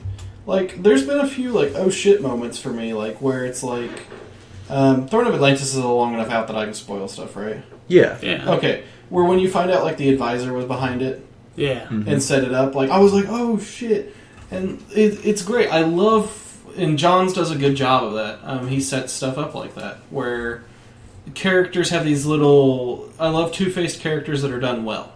If they're done bad, they're terrible. I really liked the initial arc too, the first 6 issues of Aquaman. Whenever it was him and the things from the trenches. Yeah. But I just thought it did a really good job of personifying Aquaman, and John's coming out of like the open in New 52 showing Aquaman's gonna be a badass. Yeah. Okay. This Aquaman ain't to be laughed at. And not only showing that through it being him being a badass in the book, it actually is literally brought up in the book Where with people him. laugh at him and Yeah, stuff where like people laugh at him, and then they find out like how much of a badass. You know, they have to respect him. Yeah, I still laugh really hard at when he's at the diner or whatever and he orders fish and chips and the lady's like, but that's cannibalism. In Justice League, his intro is so great because you just like summons whales and they eat the robots.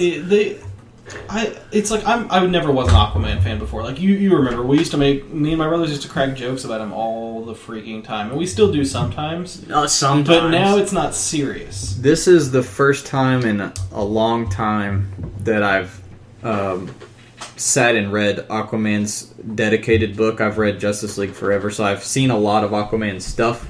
But this is the first time I've actually like read, and it's probably just because Jeff Johns is on it, and it's really good. And why I enjoy it so much, but this is the first time I've actually sat and read a dedicated Aquaman book, I and really love look the forward art. to it every week too, or every month. The too. art's great on it. Like it's straightforward art, but it's well, good. it's Ivan Reis, who's one of the better art, or at least he's who did Throne of Atlantis in the first arc, and he's one of the kind of the up and coming DC artists. Him and Francis Manipool have been really getting a lot of work lately. Yeah, it's not like super stylized or anything. It's straightforward comic art, but it's done really well. Like the character, I can't say I've run into any issues with like characters like having their bodies twisted in weird ways or anything like you do sometimes in comics. Nothing really pulled me out of it, but if anything, like it's straightforward enough where it pulls you into it. I think right now it's also doing the current arc of the King. What's his name? Yeah, I know what you're talking about. Shit, I can't think of his name. He's a common Aquaman villain. It's his new 52 version, but the King guy that Mara finds in the ice or whatever. I'm really liking how that's starting out. It's pretty dang interesting. Yeah, I'm looking forward to that. And John's kind of has a whole, I'm kind of suspecting like an overreaching arc that probably covers everything that he's been talking about for the last 2 years, because the trench guys are being brought up right now with the current storyline that's going on. You're starting to find out that it all it's actually a web. Like it's a big story web that I really didn't see coming. I mean, I just thought the trench guys were kind of a story point thrown in there just to present a easy to hate group of people for him to fight against. The other thing I like is that, unlike most times when you see like Atlantis stories and stuff like that, it's like Atlantis is the only kingdom under the sea. No, in Aquaman, there's multiple kingdoms. Mm-hmm. There's rebels. It feels like an actual. It's a kind of retake on Romeo and Juliet, with him being from Atlantis and Mara being from a different kingdom, and they're like forbidden love and wanting to kill each other. There's all this time. back history with like the original king and all these artifacts and stuff like that. And it's awesome. I love it. I mean, and Black Manta has been so Dude, badass. Black Manta's awesome. Speaking of which, have you guys read Forever Evil number 3? I haven't yet. Oh man, there's some Black Manta action at the end. Oh man, it's really good. I've got it over there if you guys want to read it. It's pretty dang good, and it brings together kind of preparing things for what's about to happen with Preparation H. Preparation. Prepare your ass. So, as a wrap up, you guys, if you haven't been reading Aquaman, I'm sure you've heard that it's good by now. I mean, I'm sure we've talked about it enough. we have talked about it a little bit, and like we said, top 5 DC book right now. And if you've ever, I suspect most comic readers out there could probably say this, if you've never really taken a Aquaman book seriously and wanted to sit and literally learn about him and get into his character instead of just being an asshole about it. Instead of just thinking it's a joke, this is the perfect one to start off with. The first start 5 from or 6 issue issues, number 1. Yeah, the first 5 or 6 issues, they'll win you over. And this is a great age for comics, man. I mean, we It have really so is. many good books right now that we didn't when I was a Let's kid. begin the humble 15 minutes where we all look back on how far comics have come in the last I'm 10 sure years. a moment of silence for 15 minutes would go over well on the radio. Oh, hey, Drew, speaking of awesome comics in modern day, so how about that Thor 2? Hunters? So the boys went and saw Thor 2. I'm sure they won't rub it in my face. We're definitely going to rub it in the It face. was amazing. It was... I want to talk about it, and it's frustrating. Okay, Well, I'm you not can't going to talk spoil about anything. it, but I'm going to tell you that it's probably the best movie they've done other than The Avengers. I could agree. good. It's set up really well. The plot's believable. They toned a lot of the issues I had with Thor 1 was some of the dialogue felt like corny almost, like it was just thrown in there to try to get laughs. Like Darcy as a character, I hated in the first movie. She's still kind of annoying. She's still kind of annoying, but she's better in the second one. Like she feels Natalie realistic. Portman's character? No, the younger girl. The other girl. Oh, yeah. I don't like Natalie Portman either. Yeah. She's better in this one. I don't better. think anybody really likes her, though. And Asgard's beautiful in this one. Like they went more with a medieval look with it, and it feels like a city. The positives, or the only negatives I can think of, are that the story kind of drags on for a little bit, and that Darcy's annoying. I have 3 important questions that come to my mind. Okay. One is, how hot is Sif on a scale of 1 to 10? 10. 9.5. Oh, shit. Because Sif is one of those characters that I've always been, like, superly attracted My to. only issue They're actually in talks to make her Wonder Woman. Oh, my God. I think I just came. Um, Go get me some Kleenexes. I wish she had gotten... Like, she gets a lot of screen time in the movie. Yeah. But I kind of expected her to get a little The more. Warriors 3 got a lot more The Warriors screen 3 are time. awesome in this movie. And except Hogan, you don't even get to see Hogan at all. It's hilarious because... you'll see. But... Don't spoil anything. for It's the not really a listeners. spoiler. Hogan just kind of, like, goes Hogan- off on his own at the beginning and you never see him again. Yeah.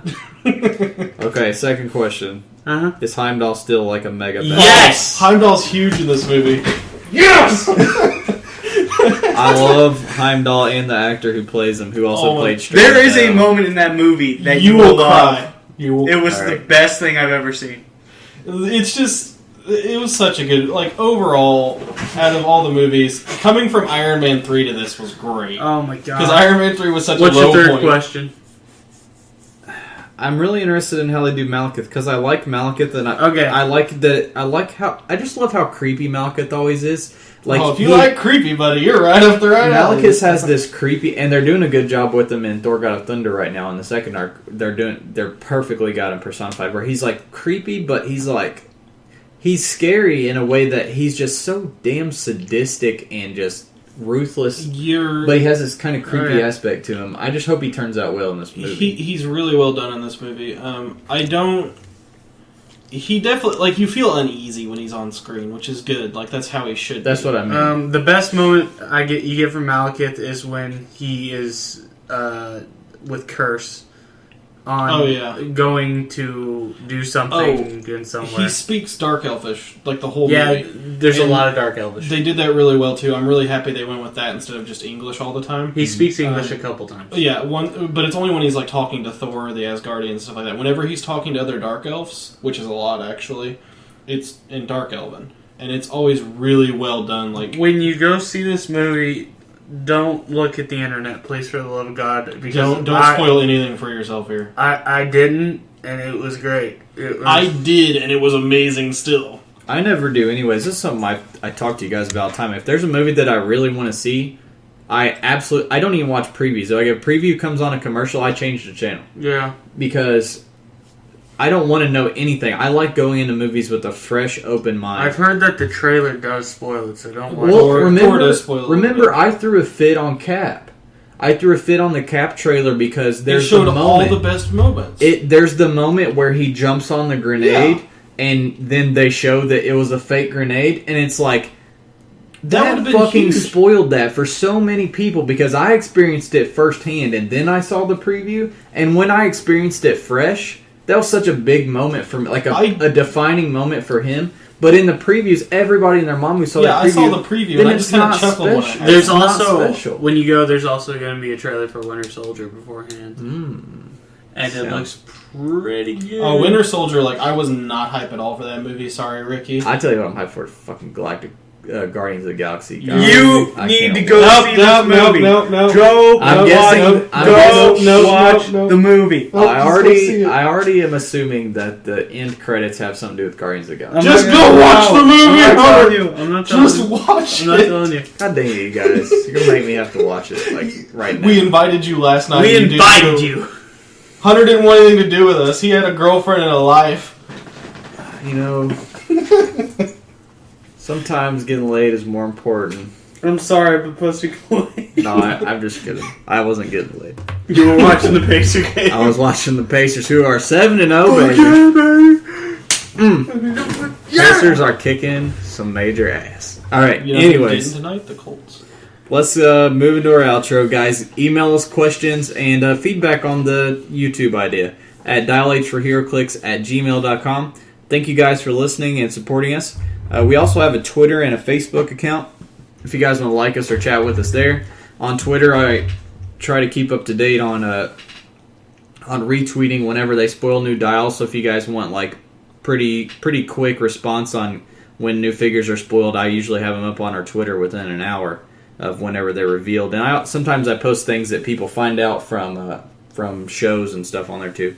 So follow us on Twitter, dial H4, the number 4, Heroclix. And Facebook and Gmail is all spelled out, dial H4FOR, Heroclix. We will see you guys next week with a review on Lord of the Rings 2 Towers. And the week after that, we'll have Drew in here and we'll do a review on Mage Knight. That's just me and you for the Lord of the Rings, isn't it? Most likely, because Drew has to work and we have to do it on Monday. So Stupid lives. next week we're going to be doing Lord of the Rings. We'll see you then. See ya.